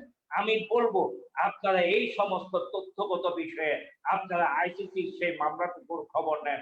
যতক্ষণ পর্যন্ত আমরা সেই মামলায় জিতব না বিশ্বের বাস্তবতা বলে, ততক্ষণ পর্যন্ত আমরা রোহিঙ্গাদের ফেরত পাঠাতে পারবো না। আমরা রোহিঙ্গাদের ফেরত তারা নেবে না। আলোচনা করবে, টিম আসবে, তারপরে তারা বলবে তাদের আইডেন্টিটি, বলবে একটা ডকুমেন্ট দেখাতে হবে। 42 সালের পরে তো কাউকে কোনো ডকুমেন্ট দেওয়া হয় নাই। আমার মুসলমানেরা, আমার সেই এলাকার মানুষেরা, রোহিঙ্গারা, তারা তো সবকিছু কাগজপত্র সবকিছু ফেলে চলে এসেছে, স্বজন হারিয়ে এসেছে, কোনো আইডেন্টিটি নয়। মিয়ানমার যা কিছু করেছে তা অন্যায় করেছে। আজকে চীনের সেই আমার বক্তব্য, যেহেতু আমি একজন পার্লামেন্টের সদস্য, আমি জানি আমার কথায় অনেক কিছু, হয়তো অনেক গোয়েন্দা সংস্থা আছেন, আপনারা অনেক কিছু নিতে পারেন। আমরা জানি সেই 1971 সালে যারা সোয়াব জাহাজ পাঠিয়েছিল, আমরা জানি 75-এর 15ই আগস্টের পরে যারা বাংলাদেশকে স্বীকৃতি দিয়েছিল, আমরা জানি সেই হত্যাকারীদেরকে যারা চাকরি দিয়েছিল, এবং সেই 1757 সালে নবাব সিরাজউদ্দৌলার মৃত্যুর পরে যারা মিষ্টি বিতরণ করেছিল, মহাত্মা গান্ধীর মৃত্যুর পরে যারা মিষ্টি বিতরণ করেছিল, আজকে সকলেই নিন্দিত, সকলেই নিন্দিত অবস্থায় আছে। ক্ষণিকের স্বার্থের দিকে তাকিয়ে আমরা যদি কূটনৈতিক হালচালের নিজের লাভের কথা চিন্তা করে আমরা যদি ওপারে আমরা যদি তাদেরকে সহযোগিতা দেওয়ার চেষ্টা করি, তাহলে ভুল করবেন। আপনার প্রজন্ম আপনার দেশ একটি কলঙ্ক নিয়ে আপনাদেরকে শেষ হয়ে চলে যেতে হবে। এই কলঙ্কের বোঝা আজীবন টানতে হবে। ইতিহাস কাউকে ক্ষমা করে না। ইতিহাসে যারা হত্যাযজ্ঞ চালিয়েছে, সহযোগিতা দিয়েছে, তাদের কাউকে ইতিহাস ক্ষমা করে নাই। বিশ্বের ইতিহাসবিদরা যারা আছে তারা কিন্তু সেটি সহজে লিখে গেছে। এই প্রজন্ম এখনো জানে চেঙ্গিস খানের সময়ে কত মানুষ এই এলাকায় হত্যা করা হয়েছিল। এই প্রজন্ম এখনো জানে সেই নবাব সিরাজউদ্দৌলার সাথে কারা কারা বেইমানি করেছিল। মুক্তিযুদ্ধের 30 লাখ শহীদের কথা এখনো বাঙালি ভুলে নাই। আমরা এই পাকিস্তানিদের অত্যাচারের কথা, গণহত্যার কথা বাঙালি ভুলে নাই। এইভাবে কিন্তু পৃথিবীর কোন দেশে মানুষ ভুলে না। আমি সকল সম্প্রদায় যারা মিয়ানমারের পাশে দাঁড়িয়েছেন অর্থনৈতিক সমৃদ্ধির জন্য, আপনারা ওপারে কত জায়গা আপনাদের দরকার, আমার এপারেও জমি আছে, আমরা প্রয়োজনে সরকারকে প্রস্তাব করব সেই সন্ত্রাসী রাষ্ট্রের কাছে থেকে সেখানে কোনোদিন অর্থনৈতিক উন্নয়ন সম্ভব নয়। যারা গণহত্যা চালিয়েছিল, কফি আনান তো যেদিন প্রস্তাব দিয়েছে, স্বাভাবিকভাবে সমস্ত সেদিন যে 63টি চৌকিতে 26টি চৌকিতে হামলার অভিযোগ এসেছে, 63 মাইল দীর্ঘ এলাকার মধ্যে 26টি চৌকিতে যে হামলা চালিয়েছে, সেই মিয়ানমার সামরিক জান্তা তারা কিন্তু আরসাকে দায়ী করে না, তারা বলে ইসলামী বিদ্রোহী। কিন্তু আরসার মূল নেতা সেই আতাউল্লাহ বিরুদ্ধে কিন্তু আজ পর্যন্ত রাষ্ট্রীয়ভাবে কেউ কোনো বক্তব্য দেয়নি। অবাকের বিষয়, যেই আতাউল্লাহ সেখানেই ছিল, যে একটা 47 নিয়ে অ্যাসপেন গান নিয়ে বারবার আমরা তাকে দেখেছি, শতবার দেখেছি সেই সন্ত্রাসী মিয়ানমারের বিরুদ্ধে অস্ত্র উঠিয়ে থাকতেন। সেই আতাউল্লাহ তো বাংলাদেশে নাই, আতাউল্লাহ এখনো মিয়ানমারে আছে। কফি আনান মুসলমানদের পক্ষে, রোহিঙ্গাদের পক্ষে কফি আনান প্রস্তাব দিয়েছিল বলে ইসলামী সেই আতাউল্লাহ তাদেরই তৈরি করা একজন এজেন্ট। আতাউল্লাহ কিন্তু মিয়ানমারের নাগরিক নয়, সে কিন্তু সৌদিতে জন্মগ্রহণকারী পাকিস্তানি নাগরিক। মিয়ানমারের এজেন্ট, টাকার বিনিময়ে সেই আতাউল্লাহ কিন্তু মিয়ানমারের সেই মুসলমানদের, রোহিঙ্গাদের সেই অধিকার খর্ব করার জন্য, আলোচনার পরিবেশ নষ্ট করার জন্য সেই রাতেই কিন্তু সেই হামলাটুকু চালিয়েছিল। আতাউল্লাহর বিপক্ষে মিয়ানমার কেন কোনো কথা বলে না? আমরা জানি সে কিন্তু ওপারেই আছে, নিরাপদেই আছে। এই সব বিষয়গুলো আজকে আমাদের সকলকে তুলে ধরতে হবে। রূপক ভাই, আপনি লন্ডনে আছেন, শুধু টকশো করে কাজ নেই, এই তথ্যগুলো আপনাদেরকে তুলে ধরতে হবে। গণহত্যার বিচার করতে হবে, এবং সেখানে মাননীয় প্রধানমন্ত্রী বলছেন কোফি আনানের শর্তসমূহ বাস্তবায়ন করে আমার এলাকা থেকে রোহিঙ্গাদেরকে ফেরত দিতে হবে এবং বাংলাদেশের যা ক্ষতি হয়েছে মিয়ানমারকে তা বহন করতে হবে এবং সেই মিয়ানমার যদি বহন করতে না পারে আন্তর্জাতিক বিশ্বে সেই প্রস্তাবগুলো তুলে ধরতে হবে। মিয়ানমারের লোকজন রোহিঙ্গারা ভালো নেই, আমরাও ভালো নেই, বাংলাদেশ ভালো নেই, আমরা কেউ ভালো নেই। এটাই হচ্ছে আজকের শেষ কথা। ধন্যবাদ কমল ভাই, আবার আসবো আপনার কাছে। আমি যাব আমাদের সাংবাদিক নিখিল বদ্রর কাছে। নিখিল বদ্র, আপনার যদি কোনো প্রশ্ন থাকে কালেকণ্ঠের সিনিয়র রিপোর্টার নিখিল বদ্র। ধন্যবাদ রূপক দা। আমার এই যে আলোচনা হয়েছে এই দীর্ঘ সময় ধরে, আমার মনে হয় নতুন করে কোনো প্রশ্ন করার সুযোগ নেই। বিশেষ করে আমাদের মাননীয় এমপি কমল ভাই যে কথাগুলো বললেন, এই কথাগুলো বোধহয় বিশ্ববাসীর সামনে তুলে ধরা দরকার। এবং আমাদের এই প্রবাস দর্পণের এই সংলাপের মধ্য দিয়ে আমি আশা করি যে আমাদের প্রবাসী যারা আছেন এবং বাংলাদেশের জনগণ অনেকেই এই কথাগুলো জানছেন। আসলে বাস্তবতাটি হচ্ছে এই যে আমরা কেউ ভালো নেই। আমরা ভালো থাকবো তখনই যখন আমরা এই রোহিঙ্গাদের সম্মানজনক প্রত্যাবাসন করতে পারবো, এবং সেটির জন্য আমাদের সম্মিলিত প্রচেষ্টা দরকার, কূটনৈতিক তৎপরতা বাড়ানো দরকার। এবং আমরা দেখেছি যে বর্তমান সরকার এই বিষয়ে আন্তরিক, মাননীয় প্রধানমন্ত্রী তিনি আন্তরিক। যখনই প্রধানমন্ত্রী দেশের বাইরে কোনো সভা সমাবেশ সেমিনারে গিয়েছেন তখন এই বিষয়টি উত্থাপন করেছেন। আমরা দেখেছি যে আমাদের মাননীয় স্পিকার তার নেতৃত্বে যখন inter parliamentary union, Commonwealth parliamentary association সেসব জায়গায় কর্মসূচিতে গিয়েছেন, তখন কিন্তু তারা এই বিষয় প্রস্তাবগুলো তুলেছেন এবং বিশ্ববাসীর দৃষ্টি আকর্ষণ করার চেষ্টা করেছেন। তো এই ক্ষেত্রে তাদের বিশ্ববাসীর দৃষ্টি দেওয়া খুবই জরুরি, কারণ এটি আর এখন বাংলাদেশ এবং মায়ানমারের দ্বিপাক্ষিক কোনো সমস্যা নয়, এটি একটি আন্তর্জাতিক ইস্যু এবং এই ইস্যুটি আলাপ আলোচনার মধ্য দিয়েই সম্ভব। আর এটি খুব দ্রুতই যে সমাধান হয়ে যাবে একদিন, দুদিন বা 3 মাস 6 মাসের মধ্যে, সেটি ভাবারও কোনো কারণ নেই।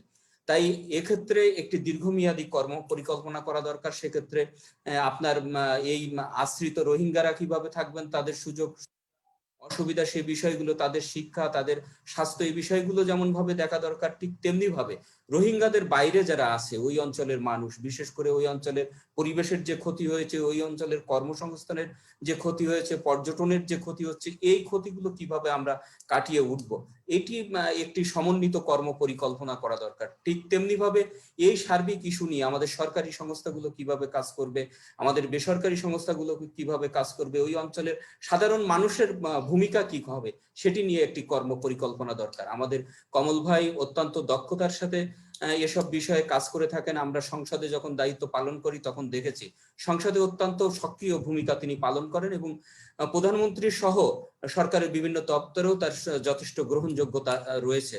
এবং আমরা আশা করব যে আগামীতে কমল ভাই এ ব্যাপারে বিশেষ উদ্যোগ নিতে পারেন এবং আমরা আমাদের দীর্ঘমেয়াদী একটি পরিকল্পনার মাধ্যমে আমাদের যে এই সংকট, এই রোহিঙ্গা সংকট, এই সংকটের সমাধানের দিকে যেতে পারি। সকলকে শুভেচ্ছা, সকলকে ধন্যবাদ।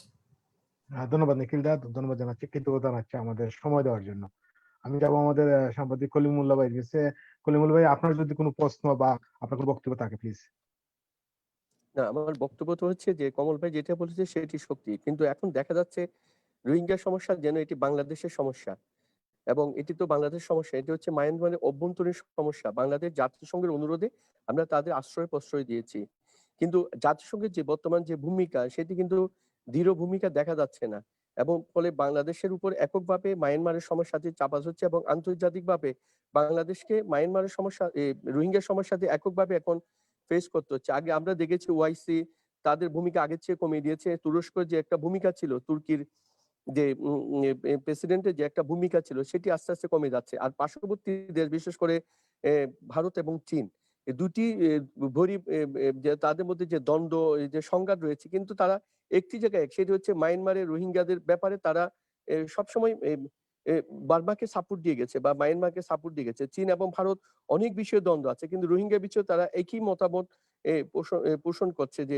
রোহিঙ্গাদের ব্যাপারে তারা সবসময় মায়ানমারের পক্ষে নমনীয়তা প্রদর্শন করে। ফলে দেখা যাচ্ছে যে ভারত এবং চীনের, বিশেষ করে আমাদের দক্ষিণ পূর্ব এশিয়ার রাষ্ট্রগুলোর যদি একত্র করা না যায় বা তাদের করা না যায়, চাপ দেওয়া না যায় মায়ানমারকে, তাহলে কোনো অবস্থায় এটি সমাধান করা যাবে না। সেই জন্য আরেকটা কথা আমি খোকা ভাইকে বলতে চাই যে আমাদের কক্সবাজারে শুধু যে বা ইন্টার এবং বা মেট্রিক পাস করা ছেলেরা যে চাকরিতে জয়েন করার জন্য যাচ্ছে সেটি না, অনেক শিক্ষিত বেকার, বিশেষ করে যারা MA পাস করে মাস্টার্স কমপ্লিট করে যারা এখনো বেকার রয়েছেন, আমরা মনে করি তাদেরকে চাকরিতে যদি দেওয়া হয় তাহলে তাহলে পরে যে একটা যে মায়ানমার জনসংখ্যা বিশেষ করে রোহিঙ্গাদের ব্যাপারে যে আমাদের একটি যে বড়ি মনোভাব গড়ে উঠছে সেটি উঠার সম্ভাবনা একটু একটু কমে যাবে। আপনাদের এটি নৈতিক দায়িত্ব যে স্থানীয়রা যে কষ্টে আছে সে কষ্ট লাঘব করতে হবে। পাশাপাশি এটি দীর্ঘমেয়াদী সমস্যা হচ্ছে, আমরা মনে করছি এটি 2 বছর 3 বছর হচ্ছে, এটি 10-12 বছর হচ্ছে। সেখানে যে 10-12 বছর বা আরো বেশি যদি হয় বা আরো কম হয়, কিন্তু স্থানীয় জনগণ কিন্তু সবসময় এটি সাফারার হয়ে যাবে। সেই জন্য আমাদের দুটি যে দাবি, বিশেষ করে প্রধান দাবি রোহিঙ্গাদের দ্রুত প্রত্যাবর্তন করবে, পাশাপাশি আমাদের যে হুস কমিউনিটির যে ন্যায্য অধিকার, ন্যায্য যে পাওনা সেটি দিতে হবে। পাশাপাশি স্থানীয় যারা যোগ্য, আমরা মনে করি না যে স্কুল কলেজ ছেলে দিতে হবে, যারা যোগ্য তাদেরকে চাকরিতে অবশ্যই পূর্ণ বহন করতে হবে। সেই জন্য স্থানীয়রা বারবার এখানে মিছিল, মিটিং, সমাবেশের মাধ্যমে একটি দাবি জানিয়েছে, অন্তত 75% চাকরিতে স্থানীয়দের নিয়োগ করতে হবে। আর পাশাপাশি রোহিঙ্গাদের কোনো অবস্থায় এই যে ক্যাম্পের মধ্যে যে বিভিন্ন এনজিও রোহিঙ্গাদের চাকরিতে দেওয়া হচ্ছে, ফলে রোহিঙ্গারা দিন দিন বড় হয়ে যাচ্ছে এবং তারা অনেক পয়সা মালিক হয়ে যায়। সেই টাকাগুলো তারা অবৈধভাবে বাংলাদেশে পাসপোর্ট করছে এবং সেই টাকা দিয়ে তারা বাংলাদেশি ভূমিতে তারা বসবাস করার জন্য তারা জায়গা জমি কিনছে। এই জন্য আমাদের সবচেয়ে বড় যেটি দরকার সেটি হচ্ছে কোনো অবস্থায় মায়ানমারের কোনো নাগরিককে বাংলাদেশের যে শরণার্থী শিবিরে কাজ করতে দেয়া যাবে না।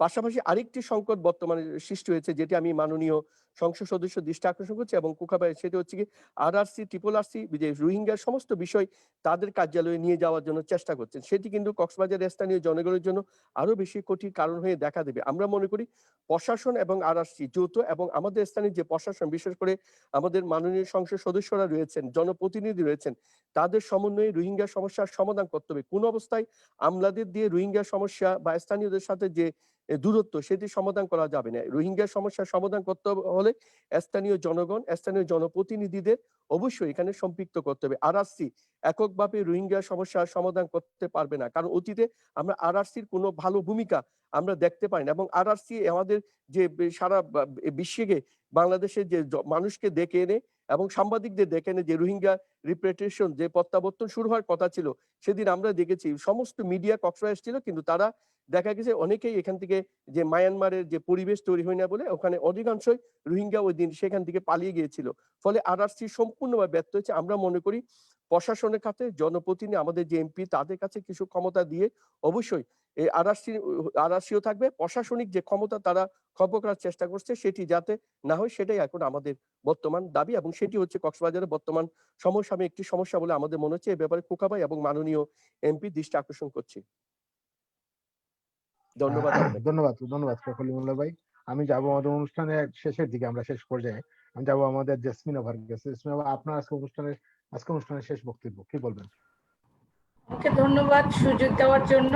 আমি আমার বাংলাদেশের, যেহেতু বাংলাদেশের মেয়ে, আমি সারা বিশ্ব নেতাদের কাছে যেটা কমল ভাই বলছেন MP মহোদয়, তো সেটা আমি সেই দাবিটাই প্রথম আমি বলার চেষ্টা করেছিলাম যে এখন রোহিঙ্গা বাচ্চারা তাদের আইডেন্টিটি চায়।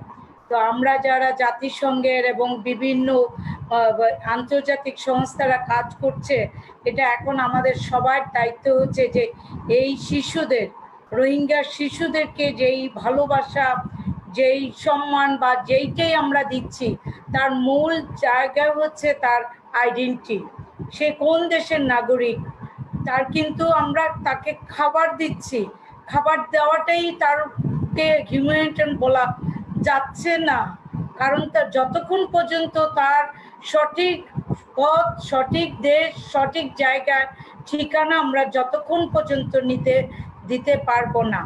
এইটা বিশ্ব নেতাদের কাছে দাবি যে তারা ভবিষ্যৎ প্রজন্মের জন্য, এই রোহিঙ্গা শিশু এবং নারীদের জন্য তাদেরকে এক হতে হবে। মাননীয় প্রধানমন্ত্রী, বাংলাদেশের প্রধানমন্ত্রীকে সাপোর্ট দিতে হবে, বাংলাদেশের পাশে এসে দাঁড়াতে হবে এবং তাদেরকে সম্মানজনকভাবে, তা না হলে তো বাংলাদেশের জায়গায় খুব কম, সীমিত এক জায়গা। এই ভবিষ্যতে এই রোহিঙ্গা বাচ্চাদের, তাদের আশ্রয় হবে কোথায়? আমাদের বাচ্চাদের আশ্রয় হবে কোথায়? বড় একটা চ্যালেঞ্জের জায়গায় রয়ে গেছি আমরা। তো আমরা সব শিশুর ভবিষ্যৎ চাই উজ্জ্বল, তারা আগামী বিশ্ব, আগামী পৃথিবী, তাদেরকে আমরা সুন্দর পৃথিবী দিতে চাই, তাদের সুনির্দিষ্ট জায়গা দিতে চাই, তাদের নিজের দেশ, নিজের ঠিকানা দিতে চাই, তারা তাদের আইডেন্টিটি চায়, আমরা সেই আইডেন্টিটিটা দিতে চাই। সারা বিশ্বের নেতাদের কাছে তাই চাই। এবং নারীরা, রোহিঙ্গা নারীদের তাদের সম্মানজনকভাবে তারা তাদের দেশে, তাদের জায়গায়, তাদের পৈতৃক ভিটায়, তাদের স্বামীর ভিটায় যাবে, এটাই আমার একজন নারী হিসাবে এই নারী ও শিশুদের জন্য দাবি বিশ্ব নেতাদের কাছে। ধন্যবাদ রূপক দাদা আপনাকে, কারণ আপনি, কমল দাদা আপনাকে একটা কথা বলেছে, সেটার রেস্টোরি বলি।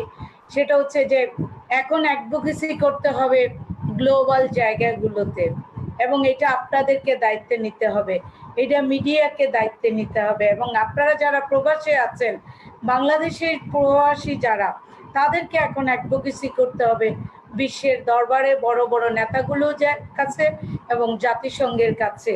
এটা বাংলাদেশের জায়গায় একা মাননীয় প্রধানমন্ত্রী এবং আমরা যারা এনজিও, আমরা যারা কাজ করি, আমরা চাই এই শিশুদের ভবিষ্যৎ এবং তাদের সম্মানজনক অবস্থান, তাদের নাগরিকত্ব তারা ফেরত পাক, তারা সুস্থ থাকুক। আগামীর তাদের যে শিক্ষা দরকার, তারা কিন্তু এখন যে শিক্ষাটা পাচ্ছে, মৌলিক শিক্ষার থেকে তারা বঞ্চিত হচ্ছে, তারা তাদের মৌলিক শিক্ষা ফেরত পাক, তাদের স্বাস্থ্য অধিকার ফেরত পাক, এই দাবি। এবং আমি আপনার মাধ্যমে সারা বিশ্ব নেতাদের কাছে চাই যে তাদের মৌলিক শিক্ষার অধিকার, তাদের আইডেন্টিটি, তাদের দেশ, সে দেশের তাদের ব্যবস্থা করা হোক। ধন্যবাদ সবাইকে।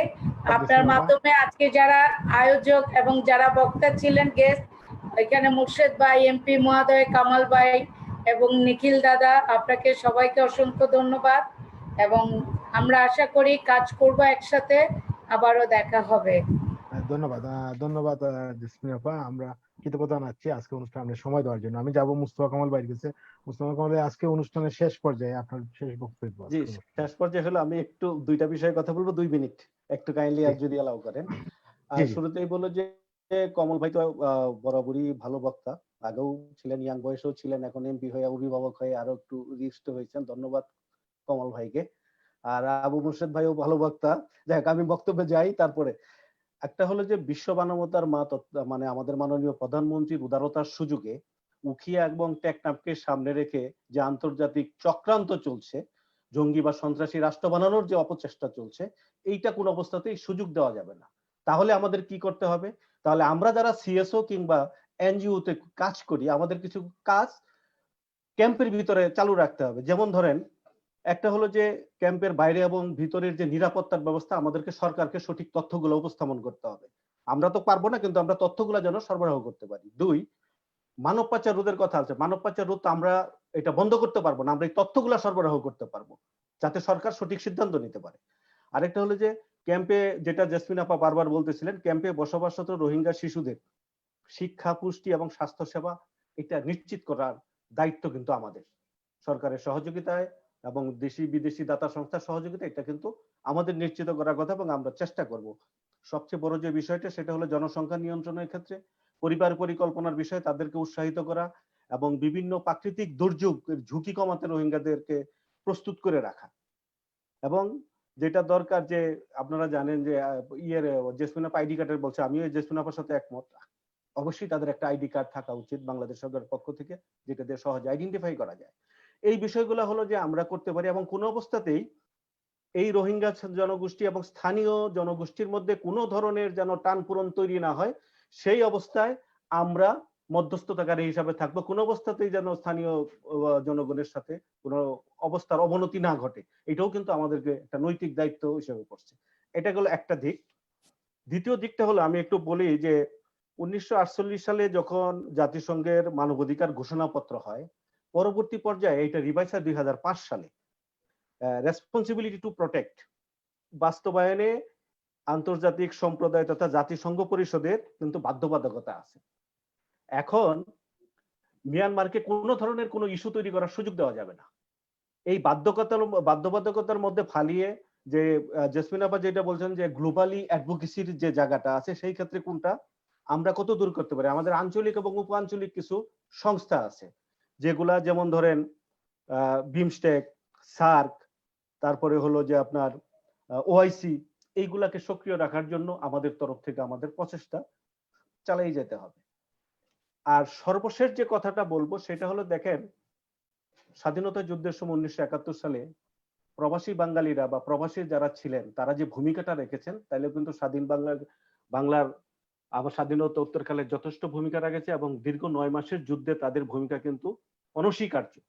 তো সুতরাং আপনারা যারা প্রবাসে আছেন, এই যে আমরা যে অ্যাডভোকেসি গুলা দেশে বসে করতেছি, সেই উখিয়া, টেকনাফ, কক্সবাজার বসে যেটা করতেছি, এই যে এইটা এবং লন্ডনে বসে আপনারা, লন্ডন, আমেরিকা যে যেখানে আছেন সেইখানে যদি আমাদের কথাগুলো ছড়িয়ে দিতে পারেন এবং আমাদের এই অ্যাডভোকেসি, গ্লোবালি অ্যাডভোকেসিটা খুবই কার্যকর হবে। সেই ক্ষেত্রে আমরাও আমাদের যে পরিশ্রম, কষ্ট এবং মাননীয় প্রধানমন্ত্রীর যে প্রচেষ্টা এবং আমাদের কক্সবাজারের 3 আসনের 3 এমপির যে অগ্রণী ভূমিকা এবং আমাদের সিএসও, বাংলাদেশের যে সিএসও আন্দোলন চলতেছে, সিএসও মুভমেন্ট যেটা চলতেছে এবং এনজিওদের যে কষ্টকর ভূমিকা, সবই সার্থক হবে। ধন্যবাদ সবাইকে, ধন্যবাদ মাননীয় এমপি মহোদয়, ধন্যবাদ চেম্বার অফ কমার্সের সভাপতি মহোদয় এবং 2 সাংবাদিক বন্ধু, এবং রূপক দা আপনাকেও, জেসমিন আপা আপনাকেও কোস্ট ট্রাস্টের পক্ষ থেকে আন্তরিক অভিনন্দন এবং শুভেচ্ছা। জয় হোক মানবতা। ধন্যবাদ। ধন্যবাদ মুস্তফা কামাল ভাই, ধন্যবাদ জানাচ্ছি, কৃতজ্ঞতা জানাচ্ছি আমাদের ব্যস্ত মধ্যে আমাদের সময় দেওয়ার জন্য। আমরা অনুষ্ঠান শেষ পর্যায়ে আমি যাবো আমাদের কক্সবাজার চেম্বার অফ কমার্সের সভাপতি ও এনজিওর সভাপতি জনাব আবু মুর্শিদ চৌধুরী কোকাবাই কাছে। কোকাবাই, অনুষ্ঠানের শেষ পর্যায়ে কি বলবেন আপনি? জি, ধন্যবাদ রূপক দা। আমাদের সম্মানিত মাননীয় আমাদের সাংসদ তো যথাযথ ব্যাখ্যা করেছেন ওদের অস্তিত্বের কথা, ওরা যে ওখানকার নাগরিক। আমি আরেকটু সংযোজন করতে চাই।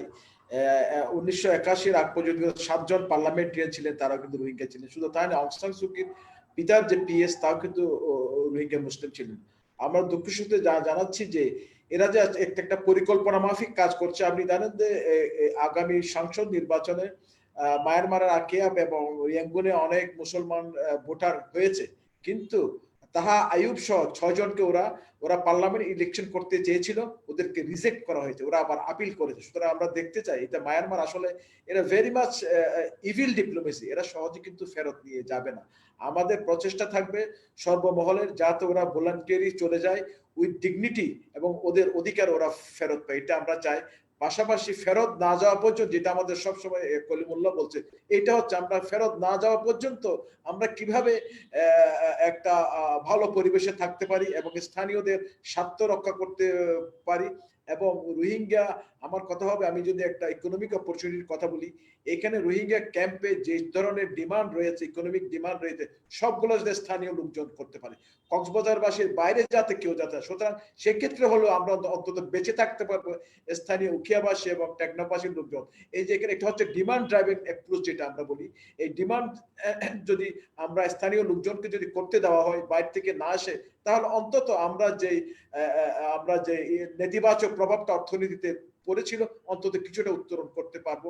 এবং আমি আশা করব আন্তর্জাতিক এমপি মহোদয় আছেন, যাতে ওইখানকার সমস্ত সাপ্লাই বলেন, ওইখানে মেগা শপ বলেন, সবকিছু যাতে স্থানীয় লোকজনকে বিভিন্ন ধরনের ছোট ছোট ক্ষুদ্র এন্টারপ্রেনারশিপ ডেভেলপমেন্টের মাধ্যমে এটার সাথে একটা লিঙ্কেজ, ব্রিজ সৃষ্টি করা যায়, তাহলে স্থানীয় জনগণও হ্যাপি হবে যে আমার মধ্যে একটা যে রোহিঙ্গাদের ফেরত না যাওয়া, আমরা ওদের সাথে একটা ভালো সম্পর্ক সৃষ্টি হবে। কারণ সোশ্যাল কোহেশন কোনো সময় কোনো স্ট্রাকচার হতে হয় না, আমাদের বিভিন্ন প্রকল্প সৃষ্টির মাধ্যমে পারস্পরিক একটা মেলবন্ধন সৃষ্টি করতে হবে। তো সর্বশেষে আমি আশা করি, আমরা চাই সর্বমহলের প্রচেষ্টায় রোহিঙ্গারা তাদের মানবিক মর্যাদা নিয়ে ফেরে যাক। ফেরত না যাওয়া পর্যন্ত আমরা কিভাবে শান্তিপূর্ণ অবস্থানে থাকতে পারি, সেই জন্য একটা সমন্বিত পরিকল্পনা প্রয়োজন আছে বলে আমি মনে করি। ধন্যবাদ সবাইকে।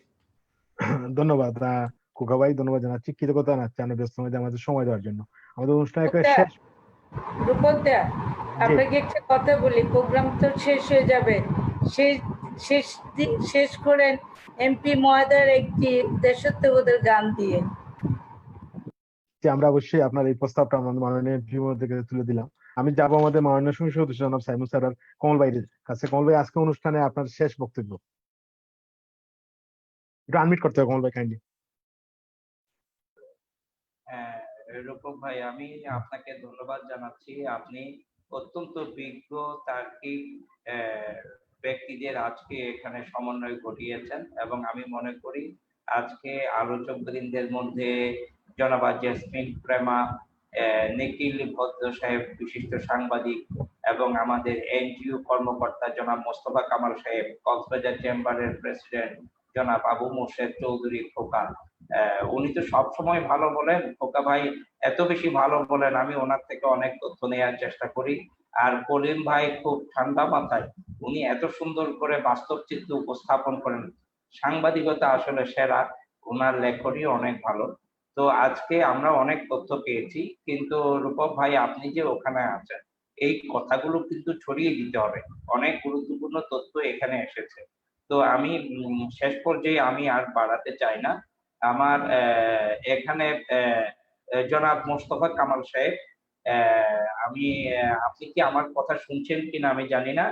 জি জি, শুনতে পাচ্ছি কামাল ভাই, বলেন। জি, আপনার তথ্যটা আমার একটু দরকার, এবং যদি কারো দিয়ে পাঠান অথবা আমি যদি কাউকে পাঠাই, আপনার প্রথম যে ইনফরমেশন গুলো একটু প্রয়োজন হতে পারে আমার, কারণ আমার এই এত ডিটেলস আপনার মতো ইনফরমেশন আমার কিছু ল্যাকিংস আছে। এটা আমার আপনার সহযোগিতা চাইবো। অনেক ভালো উপস্থাপনা আপনি করেছেন, এটা সত্যিই খুবই তথ্য নির্ভর, এবং এটি আমাদের অনেক কাজে লাগবে। দ্বিতীয়ত কলিম ভাই কিন্তু অত্যন্ত তাৎপর্যপূর্ণ একটা কথা বলেছেন, আমাদের ছেলেরা নষ্ট হোক সেটা চায় না। আমি এখানে যেহেতু মোস্তফা কামাল ভাই আছেন এবং চেম্বারের সভাপতি আমাদের মোর্শেদ ভাই এবং জেসমিন আপা, আমি যেটা কক্সবাজারে রোহিঙ্গাদের নার্সিং দিতে হবে, সেবা দিতে হবে এবং ম্যানেজমেন্ট চালাতে হবে। এই কারণে দেখা যায় যে অনলাইনে একটা পোস্টের জন্য দুইটা পোস্টের জন্য তারা অনলাইনে তারা সার্কুলেশন দেয়, আর শুধু চট্টগ্রাম ঢাকা থেকে দুইটা পোস্টের জন্য এখানে কক্সবাজারে চলে আসে। বেতনও কিন্তু চমৎকার বেতন দেওয়ার কারণে ভালো ভালো মেধাবী ছেলেগুলা বিশ্ববিদ্যালয়ে পড়া, যারা একদিন বিসিএস পাস করবে, দেশের হাল ধরবে, এই সমস্ত ছেলেরা কিন্তু তারা না বুঝে চলে আসছে। তারা কিন্তু তাদের 16 ইয়ার্স স্কুল জীবন তারা কষ্ট করে পার করেছে, অনার্স শেষ না হতে তারা হুমড়ি খেয়ে পড়ছে এই বেতনের চাকরি করার জন্য। এবং যারা এই বেতনের চাকরিতে ঢুকেছে গত 4-5 বছরের অভিজ্ঞতায় আমি বলবো, তারা এত বেশি ব্যস্ত থাকে এবং এত বেশি তারা স্যালারি পাচ্ছে, তারা কিন্তু আর কোথাও বাংলাদেশের কোথাও অথবা বিদেশের কোথাও হায়ার স্টাডি অথবা ভালো চাকরিতে তারা আর যেতে পারে না। তো আমার কথা হচ্ছে, এখানে কলিম ভাই আপনি একজন বিশিষ্ট সাংবাদিক, আমি আপনাদের সকলকে আমার প্রস্তাব থাকবে, রোহিঙ্গাদের সেই ফিল্ড মোবিলাইজিং এর জন্য কেন আমাকে MBA সবগুলো A+ দিতে হবে, আর পরীক্ষায় এমন কিছু প্রশ্ন করা হয়, রোহিঙ্গা চাকরি করবে মিড লেভেলের ছেলেরা, যারা BCS অথবা যারা আর্মি, যারা অন্যদিকে সেকেন্ড ক্যাটাগরির ছেলেরা, তাদেরকে আমরা কাজে লাগাচ্ছি না। এখানে খুব মেধাবী ছেলেদেরকে আমরা টানতেছি, আর পরীক্ষাটা এমন ভাবে নেওয়া হয়, BCS পরীক্ষায়ও এত কঠিন প্রশ্ন করা হয় না। আমি রোহিঙ্গাদের মাথা গুনবো, আমি রোহিঙ্গাদের কয়টা টিউবওয়েল আছে এগুলা গুনবো, কয়টা পায়খানা আছে এগুলা গুনবো, চালের বস্তা গুনবো, ঠিকভাবে মাঝিরা দিচ্ছে কিনা এটা গুনবো। এটার জন্য আমি সমস্ত মেধাবী ছেলেদেরকে ভালো ভালো বেতন দেখিয়ে এখানে নিয়ে যাচ্ছি, জাতি আমরা মেধা নষ্ট করছি। আমি মনে করি আমি কিন্তু পাবলিক অ্যাডমিনিস্ট্রেশনের স্টুডেন্ট, আমার সামনে যে যত কথাই বলুক না কেন, আমিও চাকরি করেছি। আমি মনে করি যেই টাইপের চাকরিতে যেই ওয়েট দরকার সেই ওয়েটই আমাদের রাখতে হবে। এখানে সকল এনজিও কর্মকর্তা মোস্তফা কামাল ভাই এবং সবাই বেটার চায় অথবা বেস্ট চাই, এভাবে হলে জাতি মেধা শূন্য হয়ে যাবে। আমাদের কক্সবাজারের ব্রিলিয়ান্ট ছেলেরা কিন্তু এখন সেই সমস্ত কঠিন পরীক্ষায় পাশ করে। অনেক কথা আছে, প্রথমত হোস্ট কমিটির চাকরি হচ্ছে না, দ্বিতীয়ত খুব ব্রিলিয়ান্ট ছেলেরা ওখানে খুব কম সংখ্যক পাশ করে চাকরি করতেছে। তো এই লোকদেরকে আপনি মিড লেভেলের, আপনি IA পাস ছেলেদেরকে এই সমস্ত কাজে খাটান। IMO ইংরেজি কথা বলতে জানতে হবে, IMO ম্যানেজমেন্টে এখানে কয়জন অফিসার চাকরি করে, ফিল্ড লেভেলে যারা আছে আমাদের IA পাস ছেলেরা কিন্তু এখানে কিন্তু তারা অনলাইনে ভালো কাজ করতে পারে। এই কাজটুকু করতে পারলে, ইংলিশে লিখতে পারলে এই কাজে খাটাইতে পারে। আমাদের UNHCR, IMO, WFP থেকে শুরু করে প্রত্যেকটা সংস্থায় কিন্তু আমাদের সেই ফিল্ড মোবিলাইজিং যেখানে আপনার মানুষ চড়াবে, যেখানে মানুষ গুনবে, ঘর গুনবে, টয়লেট গুনবে, টিউবওয়েল গুনবে, বস্তা গুনবে, চালের হিসাব করবে, এই সমস্ত জায়গায় মেধাগুলোকে সবগুলোকে খাটাচ্ছে। মেধা রক্ষা করতে হবে। আমি কলিম ভাইয়েরও সমর্থন চাচ্ছি এবং এই বিষয়ে আরো আলোচনা দরকার, আপনারাও এই বিষয়ে ভাববেন। আবার এট লাস্ট আমি বলতে চাই, খোকা ভাই আমাকে সংযুক্ত করেছে, আমি ভুলে গিয়েছিলাম 7 জন এমপি ছিল, এটা অনেক ভালো তথ্য। আর এট লাস্ট আমি যেটা বলতে চাই, 47 সালের পরে এদিকের মানুষ সেদিকে গেছে বলে মিয়ানমার যে কথাটুকু উপস্থাপন করছে, আমি সীমান্ত পারের একজন মানুষ এবং আমার বাড়িতে সেই সীমান্ত এলাকার মানুষজনদের সাথে আমার বাবারও সম্পৃক্ততা ছিল, আমারও সম্পৃক্ততা আছে। আমার নির্বাচনী এলাকার শেষ সীমানাই হচ্ছে মিয়ানমারের ফকিরা বাজার। তো আমার সবকিছু রন্ধে রন্ধে আছে। 47 সালের পরে ওই দিক থেকে এদিকেই এসেছে মানুষ, কারণ দেশ বিভাগের পরে তখন ওই এলাকাটা ছিল খুব আনডেভেলপ, ওখানে কোনো রোড কমিউনিকেশন ছিল না। এমনকি আমরা দেখেছি সেই 75 পরবর্তীতে আমাদের বাড়িতে প্রথম বিদ্যুৎ আসে সেই 1974 সালে।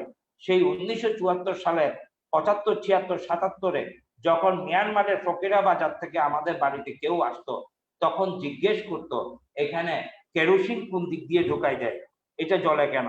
তারপরে বাস দেখলে, এখানে বাস দেখলে কক্সবাজারের সকল মানুষ জানে সেই রোহিঙ্গারা 78 সালও এখানে যখন এসেছিল তখন জিজ্ঞেস করেছিল এই বাসগুলো কি খায়, তারা জিজ্ঞেস করেছিল। এই অনগ্রসর জাতিটা তারা কিন্তু সেই 71 সালের 47-এর পরে এদিকে এসেছে এবং কক্সবাজারের একটা বিশাল জনগোষ্ঠী আছে যারা 47-এর পরে এদিকে এসেছে। এই দিক থেকে একটা মানুষ ওই দিকে গেছে বৈবাহিক সূত্র ছাড়াও আমাদের জানা নাই, আমাদের কারো জানা নাই। আমি একজনকে জানি শুধু, যে ইয়াঙ্গুনে ছিল এবং দেশে আর কোনোদিন আসে নাই, আমি একজনকে জানি। আর আমাদের এদিকের কোনো মানুষ রামু এলাকার সীমান্ত এলাকার কোনো মানুষ কিন্তু উকিয়া টেকনাফের মানুষ ওপারে যায় নাই, ওপারে কিছুই নাই, আমাদের এপারে সব আছে। আমাদের এই কারণে এই কথাগুলো আপনারা লন্ডনে বসে শুধু টক শোর মাধ্যমে না, আপনারা অ্যাডভোকেসির মাধ্যমে, আপনারা প্রয়োজনে আমরা আপনাদেরকে সমর্থন দেব, আপনাদের যেখানে যেখানে উপস্থাপন করতে হয় এই তথ্যগুলো আমাদের মিডিয়ার মাধ্যমে, সাংবাদিকদের মাধ্যমে, এবং যেখানে অ্যাডভোকেসি করতে হয় ইউরোইসিতে, ইউরোপিয়ান ইউনিয়নে, আপনার ইন্টার পার্লামেন্টারি ইউনিয়নে এবং ব্রিটিশ পার্লামেন্টে, জাতিসংঘে, আইসিসিতে, এই তথ্যগুলো আপনাদের সরবরাহ করতে হবে। এই কথা বলে আমি সকলকে ধন্যবাদ জানিয়ে, রূপক ভাইকে শুভেচ্ছা জানিয়ে, আলোচক বৃন্দকে আমি ধন্যবাদ জানিয়ে, অত্যন্ত ভালো আলোচনা হয়েছে এবং আমার সৌভাগ্য হয়েছে আপনাদের সেই আলোচনা শোনার। ধন্যবাদ সকলকে। জয় বাংলা। ধন্যবাদ। আপনার কোন ভাই একটা আমার রিকোয়েস্ট ছিল গানের, জাস্টিস করছিলেন, আপনি যদি করেন আজকে আমি তো গায়ক নই। না, আমরা শুনছি আপনি বিভিন্ন অনুষ্ঠানে বিশেষ করে বাচ্চাদেরকে উৎসাহ দেওয়ার জন্য গান পরিবেশন করেন। হ্যাঁ, আমাদের অনুষ্ঠান যদি আজকে শেষ পর্যায়ে একটা গান করেন তাহলে দর্শকরা খুব আনন্দিত হবে। হ্যাঁ, আমি তো ওরকম কোনো গায়ক নেই। তারপরে লাতিমার ভাঙলে তালা, যত সব বন্দিশালা, আগুন জ্বালা আগুন জ্বালা, ফেলো পারি, কালা রইল কপাট, কালা রইল কপাট, ভেঙে ফেলে করলে লোপাট, রক্ত জমাট শিকড় পূজার পাষাণে বেদি, ওরে ওই তরু নিশান, ওরে ওই তরু নিশান, ভেঙে ফেলে করলে লোপাট। ভুলে গেছি। অসাধারণ কমল ভাই, অসাধারণ, ধন্যবাদ। অসাধারণ। আমরা আশা করব আজকে যে আপনারা যে কথাগুলো বললেন, বিশেষ করে রোহিঙ্গাদের নিয়ে, আমরা জানি ইউরোপের আওয়ামী লীগ সহ বিভিন্ন সংগঠন কাজ করছেন এবং ইউরোপিয়ান ইউনিয়ন কমিশন এবং বিভিন্ন সংস্থায় তারা বিভিন্নভাবে ইউরোপে মানে রোহিঙ্গাদের সমস্যাগুলো তুলে ধরা হচ্ছে। আমরা আশা করবো আজকে অনুষ্ঠান থেকে, আমরা এই অনুষ্ঠান যারা দেখছেন, আপনারা আপনাদের অবস্থান যারা প্রবাসী আছেন, এই যাতে রোহিঙ্গারা আবার বার্মায় ফিরে যেতে পারে সেভাবে কাজ করবেন। এবং সবাইকে ধন্যবাদ জানাচ্ছি, কৃতজ্ঞতা জানাচ্ছি আজকে অনুষ্ঠানে আমাদের সময় দেওয়ার জন্য। আগামীকালকে অনুষ্ঠানে দেখার আমন্ত্রণ জানিয়ে আমরা শেষ করছি অনুষ্ঠান। সবাই ভালো থাকবেন, সুস্থ থাকবেন। ধন্যবাদ রূপক দা। ধন্যবাদ কমল ভাই, আসসালামু আলাইকুম। আপনাকে পাঠিয়ে দেব।